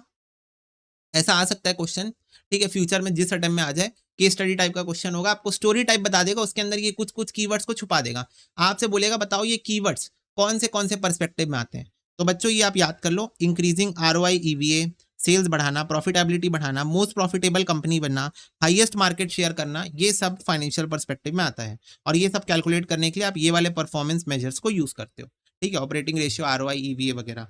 कस्टमर पर्सपेक्टिव में आता है कस्टमर की नंबर 1 चॉइस, कस्टमर की लॉयल्टी, कस्टमर का रिटेंशन मतलब पुराने कस्टमर को रोक के रखना और नए कस्टमर्स को लाना, ठीक है। तो ये आता है कस्टमर पर्सपेक्टिव में। या आप कैसे चेक कर सकते हो, आप ये देख सकते हो बार बार कस्टमर हमारे पास आ रहा है या नहीं, सेल्स रिटर्न हमारा कम है या नहीं, कंप्लेंट्स और सेटिस्फेक्शन है या नहीं, कंप्लेंट्स नहीं होनी चाहिए, सेटिस्फेक्शन होना चाहिए, और number of first time buyer, कितने कस्टमर ऐसे हैं जो नए आ रहे हैं, पहली बार खरीद रहे हैं। इंटरनल बिजनेस पर्सपेक्टिव में आप ये देखोगे कि क्या बिजनेस अपनी नॉन वैल्यू एडेड एक्टिविटीज को कम कर पा रहा है, क्या वो आफ्टर सेल सर्विस को इंप्रूव कर पा रहा है सर्विस सेंटर्स को ओपन करके, क्रॉस सेलिंग हो रही कि नहीं कस्टमर्स को, यानी कि एक प्रोडक्ट लेने आए थे उसके साथ में दूसरा प्रोडक्ट हम चिपका रहे हैं कि नहीं, और एफिशिएंसी ऑफ ऑपरेशन बढ़ा या नहीं। ये आप कैसे चेक करोगे, प्रोडक्टिविटी देखना, मैन्युफैक्चरिंग साइकिल एफिशिएंसी देखना, कितना डिफेक्टिव प्रोड्यूस कर रहे हो, रिप्लेसमेंट टाइम कितना है, अगर कस्टमर आ रहा है तो उसको रिप्लेस करके कितने देर में वापस कर रहे हो, सपोर्ट सेंटर आपके कितने हैं पूरे दुनिया भर में, और प्रोडक्ट आपने जो प्रोड्यूस किए हैं पर कस्टमर कितना प्रोडक्ट आपके खरीद रहा है।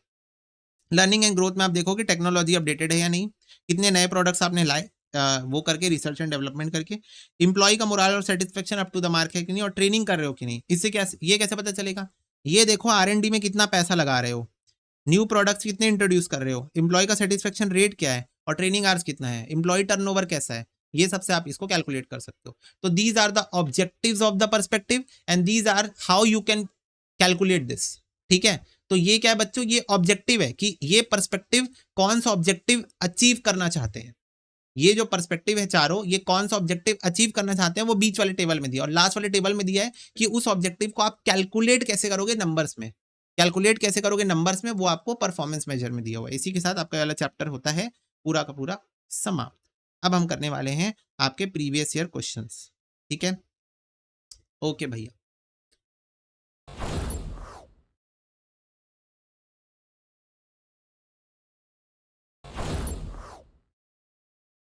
ओके, यस भैया यस। चलो देखो क्वेश्चन नंबर 68 जो कि है जून 2018 का क्वेश्चन, आपके लर्निंग कर्व के ऊपर आया था। जैसा कि मैंने आपको पहले बताया कि पहले ये चैप्टर हुआ ही नहीं करता था, डिविजनल परफॉर्मेंस मेजरमेंट, अब आया है, नया नया चैप्टर है ये। तो पहले लर्निंग कर्व हुआ करता था, अब इसी चैप्टर का पार्ट बन चुका है, तो उसका क्वेश्चन यहाँ पर देखना है हमको। 3 क्वेश्चन है आई थिंक लर्निंग कर्व के ऊपर, हाँ 4 क्वेश्चन, 3 या 4। जनक लिमिटेड ने रिसीव किया एक order to make and supply 16 units of standard product which involve integrate labour operations, ठीक है। फर्स्ट यूनिट 8 घंटे में बनता है। हमने अंडरस्टैंड किया कि this type of organise operation जो है वो 90% लर्निंग कर्व के दायरे में आता है। वर्कर जो है वो getting a wage rate of 15 rupees per hour. आपको क्या करना है, टोटल टाइम कितना लगेगा वो बताना है, और लेबर कॉस्ट कितनी लगेगी वो बताना है। तो देखो कितना ईजी सॉल्यूशन है इसका।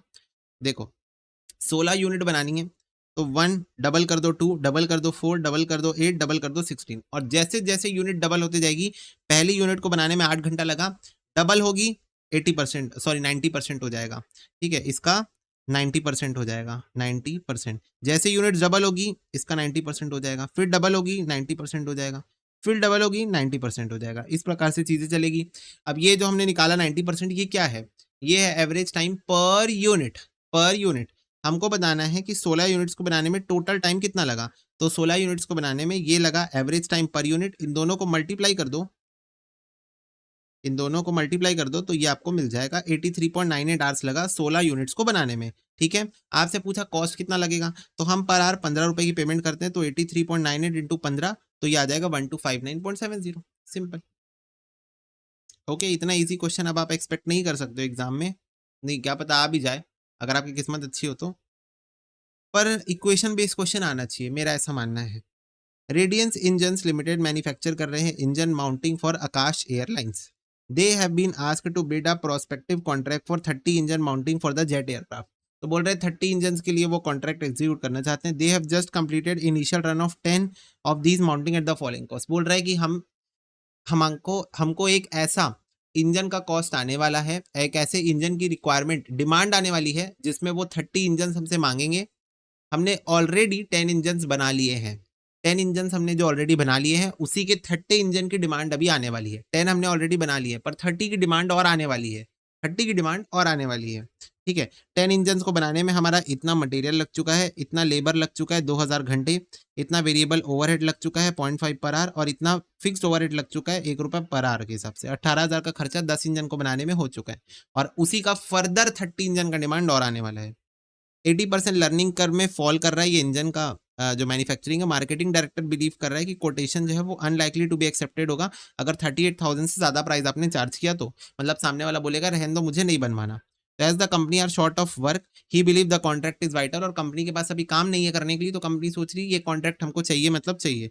तो आपको ये बताना है कि क्या ये वर्दी होगा अगर 38,000 से कम में अगर ये कॉन्ट्रैक्ट हम एक्सेप्ट कर ले तो देखो बच्चों, सबसे पहले आपने 10 यूनिट ऑलरेडी बना ली है और उसमें पर यूनिट को बनाने में अब 10,000, सुनो 10,000 बोल दिया, सॉरी, 10 यूनिट ऑफ इंजन को बनाने में आपको 20,000 घंटे लगे हैं, राइट। यहाँ पर लिखा हुआ है, ये देखो, सॉरी 2,000 आवर्स लगे हैं, 20,000 नहीं 2,000, यस 2,000 आवर्स लगे हैं। 10 इंजन को बनाने में आपको 2,000 आवर्स लगे हैं। क्वेश्चन ने कहा कि आपका ये जो इंजन का मैन्युफैक्चरिंग है 80% लर्निंग कर्व में फॉल कर रहा है, 80% लर्निंग कर्व में फॉल कर रहा है। तो ये बताओ सबसे पहले ये बताओ, अगर आपको 10 इंजन को बनाने में 2000 आवर्स लगे, मतलब पर इंजन बनाने में आपको 200 घंटे लगे। हाँ, पर इंजन को बनाने में आपको 200 घंटे लगे अगर आप 10 इंजन बना रहे हो तो। अब आप यहाँ लगाओगे लर्निंग कर्व, जैसे ही आपका आउटपुट डबल होगा, 10 से 20 होगा, यहाँ पर आपको दिखेगा 80% का लर्निंग कर्व। फिर आपका आउटपुट डबल होगा, 20 से 40 होगा, तो यहाँ पर आपको दिखेगा लर्निंग कर्व, ठीक है, ओके। तो ये आपको लग जाएंगे। अगर आप सिर्फ 10 इंजन बनाते हो, हर इंजन को बनाने में आपको 200 घंटे लगेंगे एवरेज। अगर आप 20 इंजन बनाते हो, हर इंजन को बनाने में आपको एवरेज 160 आवर लगेंगे। अगर आप 40 इंजन बनाते हो, हर इंजन को बनाने में आपको एवरेज 128 आवर्स लगेंगे, ठीक है। आपको क्या करना है, 10 इंजन तो आपने बना लिया है, आपको बताना है कि फर्दर 30 इंजन की जो डिमांड आई है उसकी कॉस्ट क्या होनी चाहिए। टोटल 40 इंजन आप मैन्युफैक्चर कर रहे हो, जिसमें से 10 इंजन आपने ऑलरेडी बना लिए हैं। आपसे पूछा गया ये जो फर्दर 30 इंजन आप बनाओगे उसकी कॉस्ट क्या कोट करनी चाहिए आपको, ठीक है। टोटल मैन्युफैक्चरिंग हुई 40 इंजन की, ठीक है, ओके। तो अब देखो बच्चों, अगर अब आपको कहा गया 40 इंजन आपको टोटल बनाना है, अगर आप 40 इंजन बनाते हो, एवरेज आपको 128 आवर्स लगेंगे हर इंजन को बनाने में, तो 40 इंटू 128 ये आ जाएगा 5120 आवर्स लगेगा टोटल 40 इंजन को बनाने में। बट आपने ऑलरेडी 10 इंजन बना लिए हैं और उस टाइम पे आपको हर इंजन को बनाने में 200 घंटे लगे थे। 10 इंजन आपने ऑलरेडी बना लिए जिसमें आपको 2000 घंटे लगे, बेसिकली 10 इंजन आपने बना लिए हैं जिसमें आपको 2000 घंटे लगे। यानी सिंपल शब्दों में 40 इंजन आपको बनाना है, 10 इंजन आप ऑलरेडी बना लिए हो जिसमें आपको 2000 घंटे लगे, तो रिमेनिंग 30 इंजन जिसका आपको इवन वो आने वाला है, क्या बोलते हैं, कॉन्ट्रैक्ट आने वाला है 30 इंजन, उसको बनाने में आपको कितना घंटे लगेगा लर्निंग कर्व को ध्यान में रखते हुए। तो इसको बनाने में आपको 3120 आवर्स लगेंगे। तो चलो अब उसके बेसिस पे इसकी कॉस्ट निकालते हैं। तो सबसे पहले डायरेक्ट मटेरियल बच्चों, डायरेक्ट मटेरियल अगर आप देखोगे 7,000 रुपये लगा आपको 10 इंजन को बनाने में, 7,000 लगा 10 इंजन को बनाने में, तो 30 इंजन और बनाने में कितना लगेगा, ठीक है। तो 7,000 डिवाइड बाई 10, 700 रुपये पर इंजन इंटू 30, 21,000 रुपये लग जाएगा। लेबर की बात करूँ तो 3120 आवर्स आपको लग जाएंगे फर्दर 30 इंजन को बनाने में, 3120 आवर्स और लग जाएंगे और पर आवर रेट है 4 रुपये, वेरिएबल ओवरहेड है पर आवर रेट 0.5 और फिक्स्ड ओवरहेड्स आपको यहाँ पर लगेगा नहीं क्योंकि फिक्स्ड ओवरहेड यहाँ पर आपका रिकवर हो जा रहा है, फिक्स्ड ओवरहेड यहाँ पर आपको पूरा लग जा रहा है। तो fixed overheads is not relevant for decision making. How many times I need to tell you कि फिक्स्ड ओवरहेड्स रेलेवेंट नहीं होता है डिसीजन मेकिंग के लिए, तो वो आपको यहाँ पर लगेगा नहीं।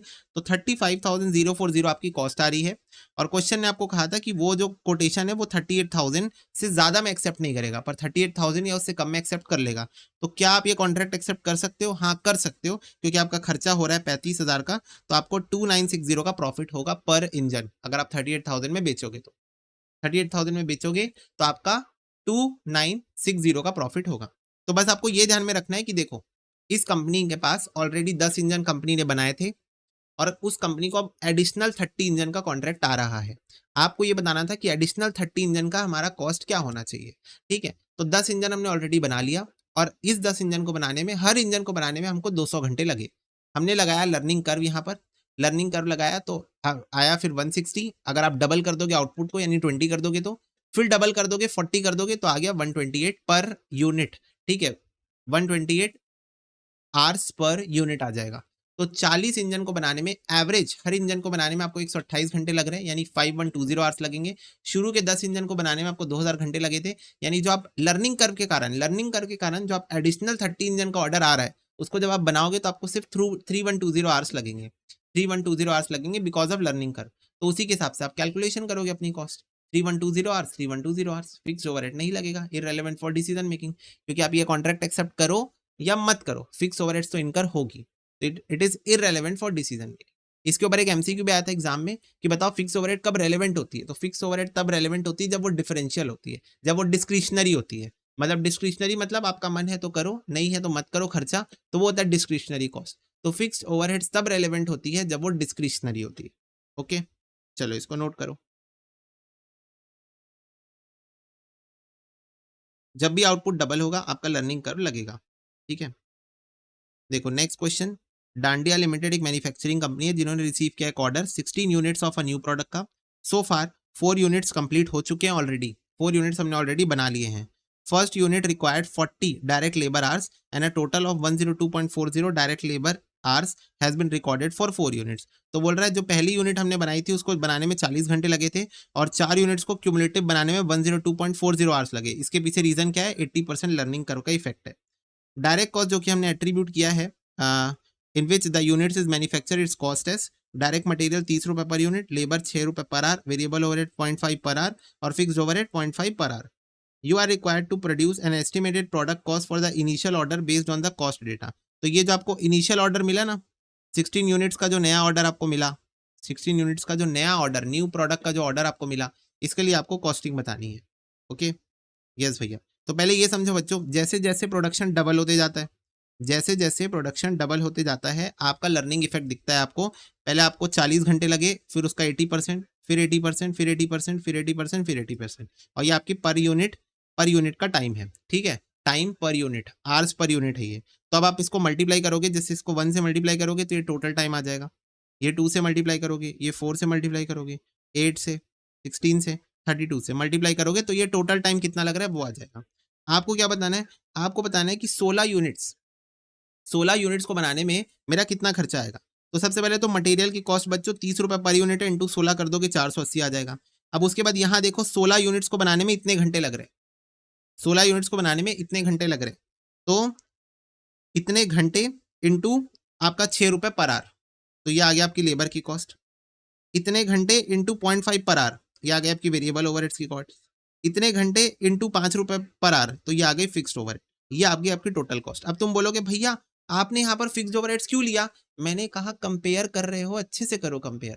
पिछले क्वेश्चन में आपसे पूछा था कि क्या 38,000 में ऑर्डर एक्सेप्ट करे या ना करे, तो यहाँ आपको इंक्रीमेंटल रेवेन्यू बताया 38,000, आपको सिर्फ इंक्रीमेंटल कॉस्ट निकालनी थी जो कि होती है रेलेवेंट कॉस्ट, और रेलेवेंट कॉस्ट मतलब सिर्फ वेरिएबल कॉस्ट होती है। यहां पर आपसे पूछा टोटल कॉस्ट बताओ मुझे, यहां पर आपसे पूछा गया टोटल कॉस्ट बताओ, टोटल कॉस्ट बताओ। तो यहां आपसे टोटल कॉस्ट पूछ रहा है, इंक्रीमेंटल नहीं पूछ रहा है। इंक्रीमेंटल में फिक्स कॉस्ट कभी नहीं आता क्योंकि फिक्स कॉस्ट पहले भी इनकर हो रहा था, अभी भी इनकर हो रहा है। पर यहां आपसे पूछा total cost of the 16 units of new product बताओ। दूसरा डाउट, पिछले क्वेश्चन में आप बोल रहे थे कि 10 इंजन ऑलरेडी बन चुके हैं, तो आप उसके ऊपर के 30 इंजन लिए। 10 इंजन ऑलरेडी बन चुके थे, उसको आपने हटा दिया, और उसके ऊपर के 30 इंजन में कितने आवर्स लगेंगे बोलिए। इस क्वेश्चन में भी बोल रहा है कि 4 यूनिट्स ऑलरेडी बन चुके हैं, तो आप 4 के ऊपर के 16 यूनिट्स क्यों नहीं ले रहे हो। आ सकता है ये डाउट कि यहाँ पर भी आप 4 और यूनिट्स ऑलरेडी बन चुके हैं और जो न्यू ऑर्डर आ रहा है 16 यूनिट्स का वो 4 के ऊपर के यूनिट्स होंगे ना। मैंने कहा बिल्कुल गलत। यहाँ पर आपको रिसीव हुआ है order for 16 units for a new product, एक नए प्रोडक्ट के लिए ऑर्डर आया है। तो नए प्रोडक्ट के लिए वो आपको क्वेश्चन ये बता रहा है कि हमारे यहाँ के लेबर्स काम सीखते हैं 80% लर्निंग कर्व के रेट से। और वो एक एग्जांपल लिया कि अगर पहली यूनिट्स को बनाने में 40 घंटे लगते हैं लेबर को, तो 4 यूनिट्स को बनाने में इतने घंटे लगते हैं। तो वो एक एग्जाम्पल लेके आपको बता रहा था कि हमारे यहाँ के लेबर इस रेट से काम सीखते हैं। आप फ्रेश 16 यूनिट्स जो आया है, ये देखो इनिशियल ऑर्डर, इनिशियल मतलब जो शुरू में आया, इनिशियल का मतलब क्या होता है बच्चों? इनिशियल का मतलब होता है जो शुरू में आया 1 से 16 इनिशियल ऑर्डर। तो फर्स्ट 16 इनिशियल ऑर्डर्स की कॉस्ट बतानी है आपको। तो कंफ्यूज मत हो जाना, दोनों क्वेश्चन बिल्कुल ही अलग है। यहाँ आपसे टोटल कॉस्ट पूछा कि कितना होना चाहिए इनिशियल ऑर्डर्स का 16 यूनिट्स का, और यहाँ पर आपसे पूछा था कि बताओ 38,000 में एक्सेप्ट करे या ना करे। तो फिक्स कॉस्ट तो इररेलेवेंट है फॉर डिसीजन मेकिंग, तो यह इसलिए हमने यहाँ फिक्स कॉस्ट को कंसिडर नहीं किया था, क्योंकि वो इररेलेवेंट है फॉर डिसीजन मेकिंग। सिर्फ वेरिएबल कॉस्ट लिया कि अगर हम ये ऑर्डर एक्सेप्ट करेंगे तो हमारा इतना इतना वेरिएबल कॉस्ट खर्चा होगा। फिक्स कॉस्ट तो पहले भी हो रहा था, अभी भी होगा। तो हमारे वेरिएबल कॉस्ट सारे आ रहे थे 35,000 समथिंग समथिंग। ठीक है, कितना आ रहा था? 35,040 हमारे वेरिएबल कॉस्ट आ रहे थे। मतलब अगर हम वो ऑर्डर एक्सेप्ट करेंगे तो हमारा इतना वेरिएबल कॉस्ट एक्स्ट्रा लग जाएगा। फिक्स कॉस्ट तो पहले भी लग रहा था, अभी भी लगेगा। तो 38,000 में ऑर्डर एक्सेप्ट कर सकते हैं, क्योंकि सिर्फ इतनी वेरिएबल कॉस्ट एक्स्ट्रा लगेगी प्रोडक्शन करने में, तो प्रॉफिट ही हो रहा है हमारा। यहाँ आपसे टोटल कॉस्ट पूछा था। Okay, for the 16 units, initial 16 units, initial word पे ध्यान दे। ठीक है, ओके। चलो नेक्स्ट क्वेश्चन है 71, अगेन लर्निंग कर्व के ऊपर आया, दिसंबर 23 सिलेबस 16 में। देखो, बॉब लिमिटेड एक इलेक्ट्रिक कंपनी है जिन्होंने जस्ट कंप्लीट किया है manufacturing of 20 unit of a fire alarm. ठीक है, तो उन्होंने कंप्लीट कर लिया है 20 यूनिट बना के। द मैन्युफैक्चरिंग कॉस्ट कुछ इस प्रकार से है। मटेरियल लेबर में 400 घंटे लगे, 30 रुपये पर आवर। ओवरहेड्स में 15 रुपये पर आवर। स्पेशल टूल जो कि रीयूजेबल है, स्पेशल टूल जो कि रीयूजेबल है मतलब कहीं और यूज हो जाएगा, तो ये जो खर्चा हुआ ये कहीं और भी यूज हो जाएगा। ओके, और फिक्स्ड ओवरहेड्स इतना पोर्शन किया है हमने। कंपनी एक मार्कअप यूज करती है 25% ऑन टोटल कॉस्ट सामने वाले से चार्ज करने के लिए सेलिंग प्राइस। कंपनी रिसीव कर रही है अनदर ऑर्डर फॉर 60 यूनिट्स। अब ध्यान से सुनो, ऑलरेडी 20 यूनिट बना चुके हैं, अनदर ऑर्डर ऑफ 60 यूनिट आ रहा है। इनिशियल बोला क्या? इनिशियल बोला क्या? नहीं बोला, ऑलरेडी 20 बना लिए हैं, अनदर ऑर्डर ऑफ 60 यूनिट्स आ रहा है। अनदर मतलब 20 के ऊपर का ऑर्डर है ये। तो अगेन अब ये इस टाइप का क्वेश्चन बन गया। ठीक है, तो क्वेश्चन आपको ध्यान से पढ़ना है। फायर अलार्म इक्विपमेंट का, जो कि कंपनी जो है, और सेम प्रोडक्ट है ना, फायर अलार्म सेम प्रोडक्ट है। Quote a price to fulfil the order, the 90% learning curve is through to the pertinent in the case required. Identify करो selling price per unit for the first 20 orders of fire alarm. तो पहले first 20 orders का बताओ selling price क्या होगा, फिर assess करो minimum coated price, जो कि हम चाहेंगे कि हम ये 60 यूनिट जो कि सेकेंड ऑर्डर आया है, सेकेंड 20 के बाद का ऑर्डर आया है, उससे हम रिकवर करना चाहते हैं। मिनिमम प्राइस बताना, मिनिमम। तो सबसे पहले देखो बच्चों, calculation of price for 20 unit. सबसे पहले डायरेक्ट मटेरियल आपका 40,000 का लगा, हमने ले लिया। लेबर लगा 12,000 का, हमने ले लिया।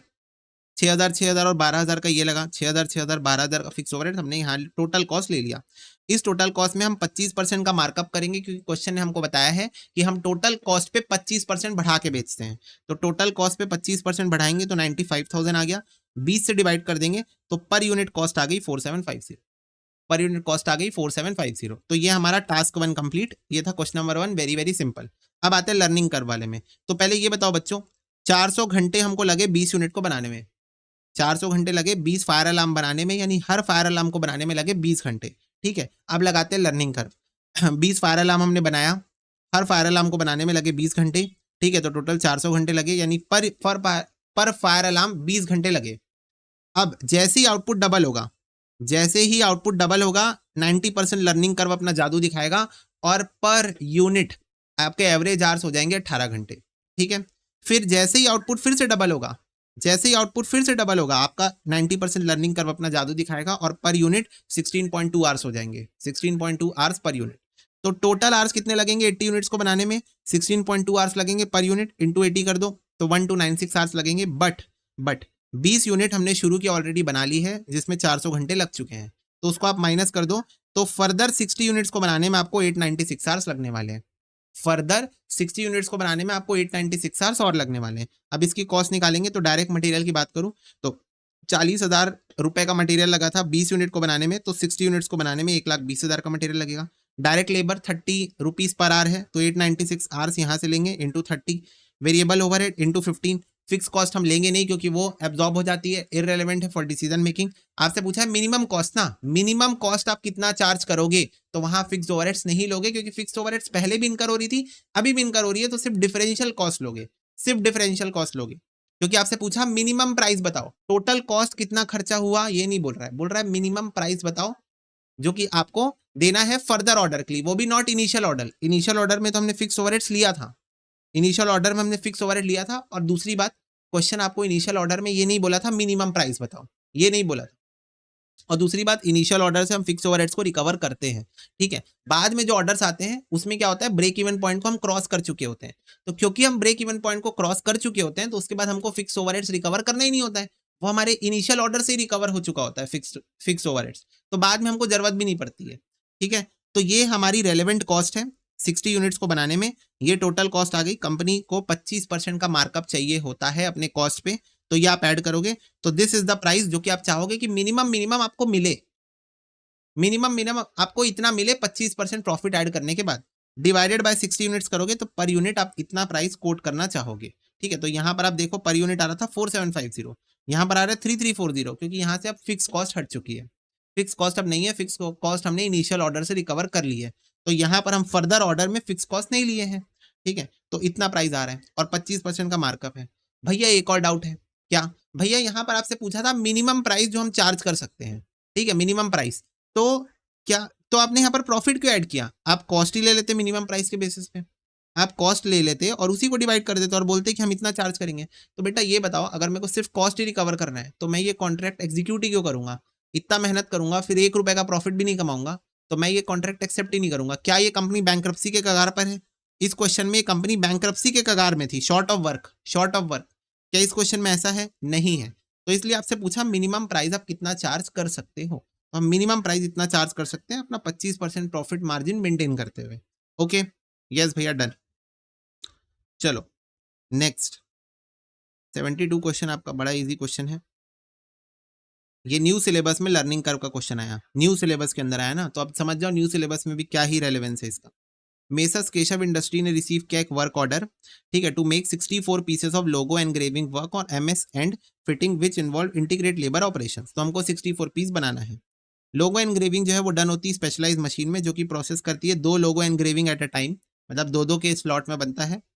फर्स्ट 2 एनग्रेविंग जो है वो कंप्लीट हो गई 10 मिनट में। The operation is subjected to 80% learning curve. Direct labour rate जो है वो 100 रुपए है पर आवर। डिटरमाइन करो टोटल टाइम और labour cost to execute the work of 64 pieces. ये देखो ये वाला, ठीक है। अगर रिपीट ऑर्डर जो है वो 100% ऑफ ओरिजिनल क्वांटिटी जो रिसीव हो गया फ्रॉम द सेम कस्टमर, तो उस सिचुएशन में टोटल टाइम और कॉस्ट कितना आएगा? मतलब बोल रहा है कि अगर बाद में एक और रिपीट ऑर्डर आ गया with the same quantity 64 units का, 64 यूनिट मतलब पहले 64 यूनिट्स का ऑर्डर आया, उसका टाइम और कॉस्ट बताओ। फिर सेम कस्टमर से बाद में फिर से 64 यूनिट का ऑर्डर आया, तो उसका टाइम और कॉस्ट बताओ। यानी 2 बार आपको सेम कैलकुलेशन करनी है 64 यूनिट्स की कंटिन्यूएशन में। तो सबसे पहले बच्चों ये समझो कि शुरू में हमने बैच 2-2 के बैच में प्रोडक्शन चालू किया, और शुरू में हमने जब 2 यूनिट्स बनाए तो हर यूनिट को बनाने में 10 डिवाइडेड बाय 2 5 मिनट लगा, 10 मिनट लगा 2 यूनिट बनाने में, यानी हर यूनिट को बनाने में लगा 5 मिनट।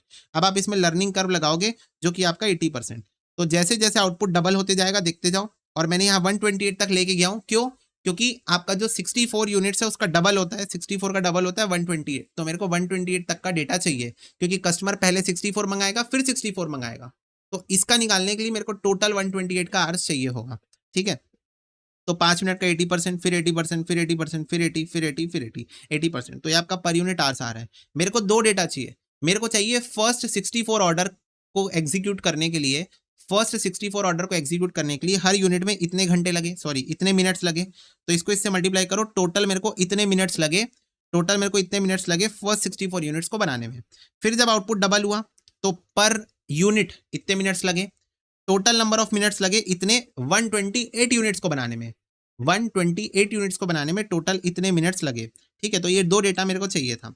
तो सबसे पहले हम लोगों को निकालना है कॉस्ट फॉर फर्स्ट 64 यूनिट, तो वो कैसे निकलेगा? बड़ा सिंपल है, 104.8576 मिनट्स आपको लगे 64 यूनिट्स को बनाने में।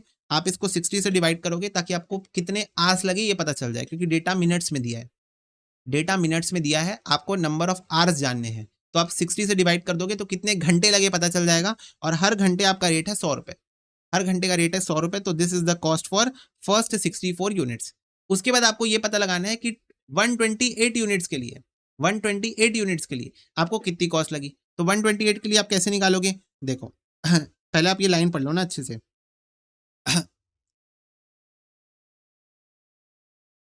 अगर रिपीट वर्क ऑर्डर हुआ 100% ऑफ ओरिजिनल क्वांटिटी का, जो कि सेम कस्टमर से रिसीव हो रहा है, सेम कस्टमर से रिसीव हो रहा है, मतलब लर्निंग कर्व अभी भी लगेगा, तो टोटल टाइम और लेबर कॉस्ट कितना हो जाएगा रिपीट वर्क ऑर्डर का?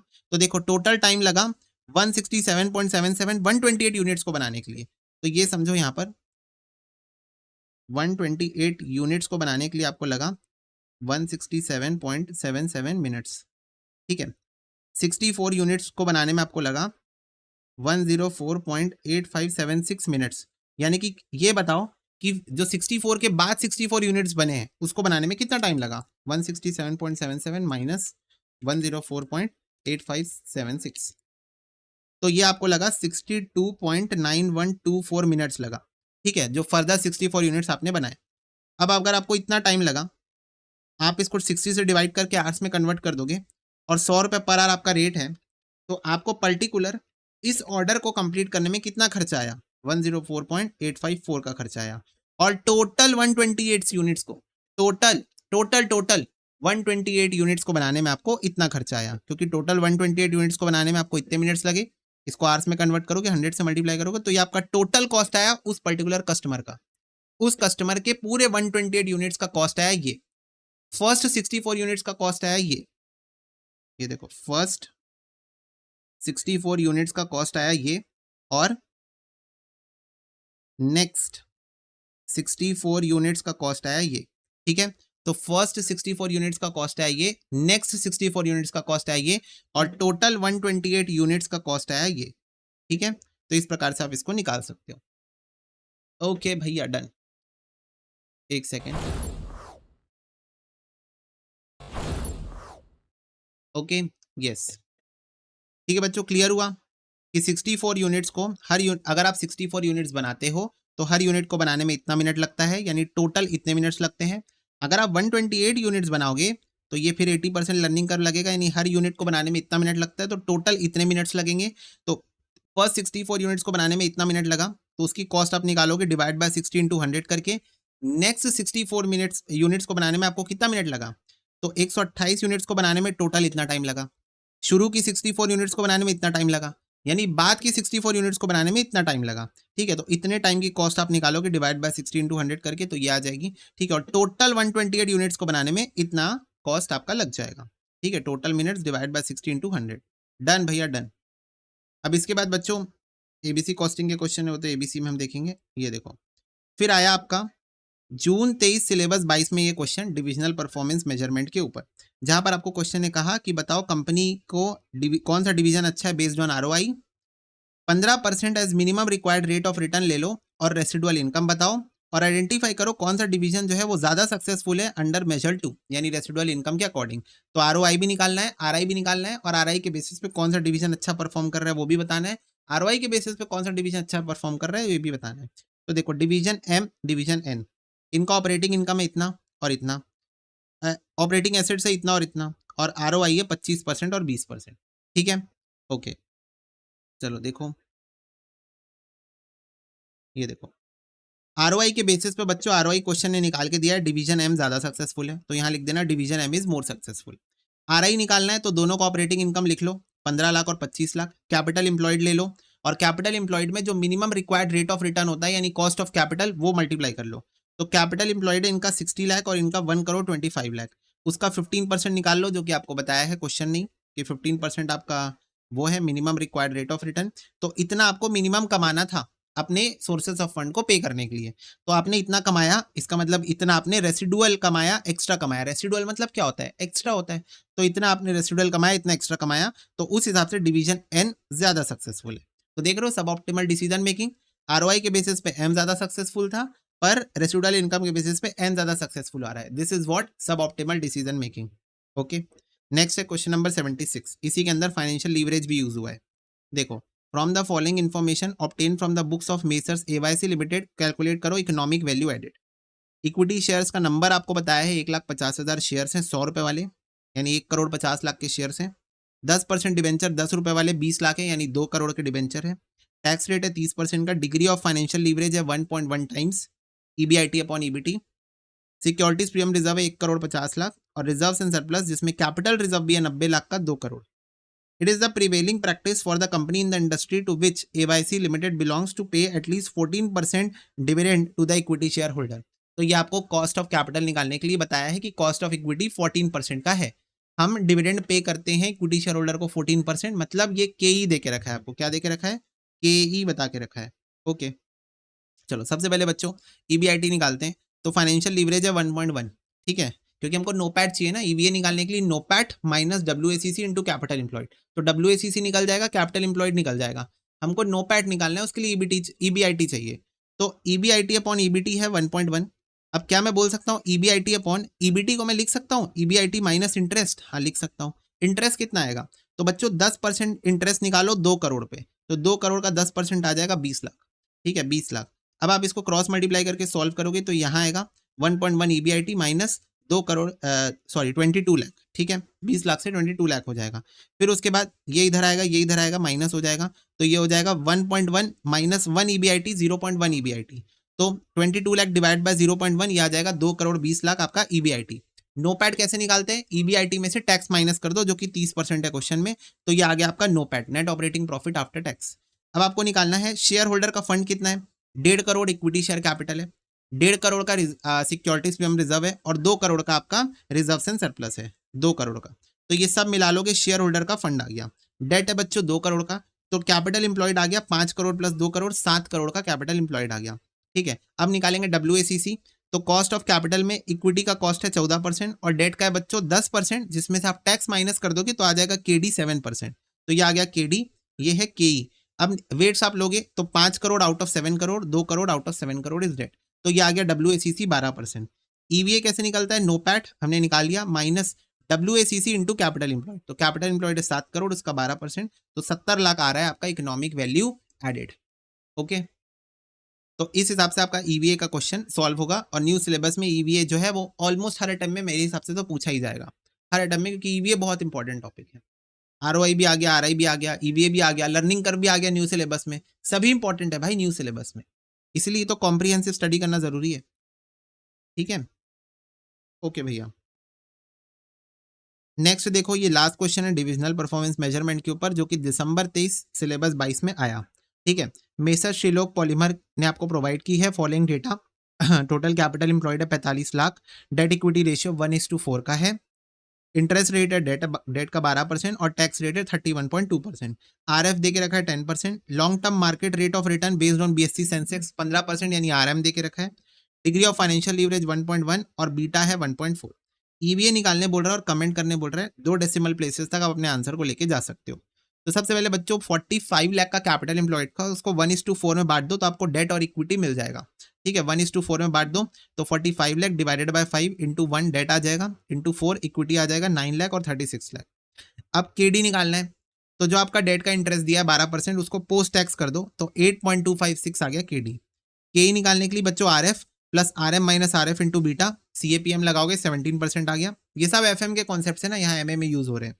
फिर डब्ल्यूएसीसी निकाल लो, तो केडी इंटू 1/5 है, डेट कितना है 1/5 है ना, और इक्विटी है 4/5, तो cost of debt into 1/5 plus cost of equity into 4/5, तो डब्ल्यूएसीसी आ रहा है 15.25%, ठीक है।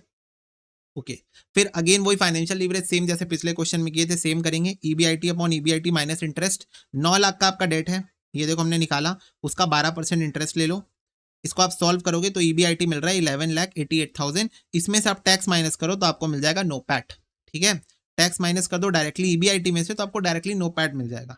फिर ईवीए का फॉर्मूला लगा दो, नोपैट माइनस डब्ल्यूएसीसी जो 15.25% है इंटू कैपिटल इंप्लॉयड 45 लाख, तो this is your economic value added 1,31,094 rupees, ठीक है। तो ये क्वेश्चन आया था, ऑलमोस्ट सिमिलर सा क्वेश्चन है, मैं तो यही कहूंगा ऑलमोस्ट सिमिलर क्वेश्चन आया, देख लो यहाँ पर दिसंबर 23 सिलेबस 22 में और जून 23 सिलेबस 22 में। तो आप देख लो इंस्टीट्यूट ईवीए का ही क्वेश्चन कंटिन्यूअस 2 बार पूछ चुकी है, कंटिन्यूअस 2 बार ना, और आरआई और आरओआई का क्वेश्चन भी आया जून 23 सिलेबस 22 में। तो ऑलमोस्ट हर क्षेत्र से इसके क्वेश्चन को टेस्ट किया जा रहा है। दिसंबर 23 सिलेबस 22 में लर्निंग कर्व भी पूछा गया, तो ये समझो जून 23 सिलेबस 22 में पूछा गया आपका आरआई आरओआई और ईवीए, दिसंबर 23 सिलेबस 22 में पूछा गया लर्निंग कर्व और ईवीए, तो ईवीए तो हर टाइम में आ रहा है, ठीक है। और दूसरी बात उसके साथ में आरआई आरओआई का भी क्वेश्चन आ रहा है, या फिर लर्निंग कर्व का क्वेश्चन आ रहा है। तो पूरा चैप्टर अपने आप में कितना इंपॉर्टेंट है आप देख लो, और मैंने आपको करा दिया अच्छे से रिवीजन। दूसरी बात, आप ये बोल सकते हो, एक वर्ड याद रखना, सब ऑप्टिमल डिसीजन मेकिंग और लैक ऑफ गोल कॉन्ग्रेंस। ये वर्ड याद रखना ना, क्योंकि जब भी आप क्वेश्चन लिख के आओगे आपको लास्ट में थ्योरी लिख के आना पड़ेगा कि because of are I, because of ROI। ROI जो है वो सब ऑप्टिमल डिसीजन मेकिंग को प्रमोट करता है, गोल कॉन्ग्रेंस को वो करता है, डिग्रेड करता है ROI, और RI जो है वो सब ऑप्टिमल डिसीजन मेकिंग को अवॉइड करता है। ये सब याद रखना ना वर्ड। और EVA मतलब क्या होता है, जो शेयर होल्डर की वेल्थ में एडिशन होता है, that is economic value added. Okay, तो this things you have to remember. अब इसके बाद हमारा नेक्स्ट क्लास में हम फर्दर बातें करेंगे आपकी ABC और डिसीजन थ्योरी के ऊपर। आज की क्लास में इतना ही बच्चों, ठीक है। अच्छे से हमने सारे PYQ क्वेश्चन यहाँ पर अभी तक के सॉल्व कर लिए, 1 2 3 4 5 6 7 8 क्वेश्चन में सॉल्व किए। That is sufficient for practice purpose for this chapter. Okay, मिलते हैं अगले लेक्चर में, तब तक के लिए God bless you, take care and bye bye.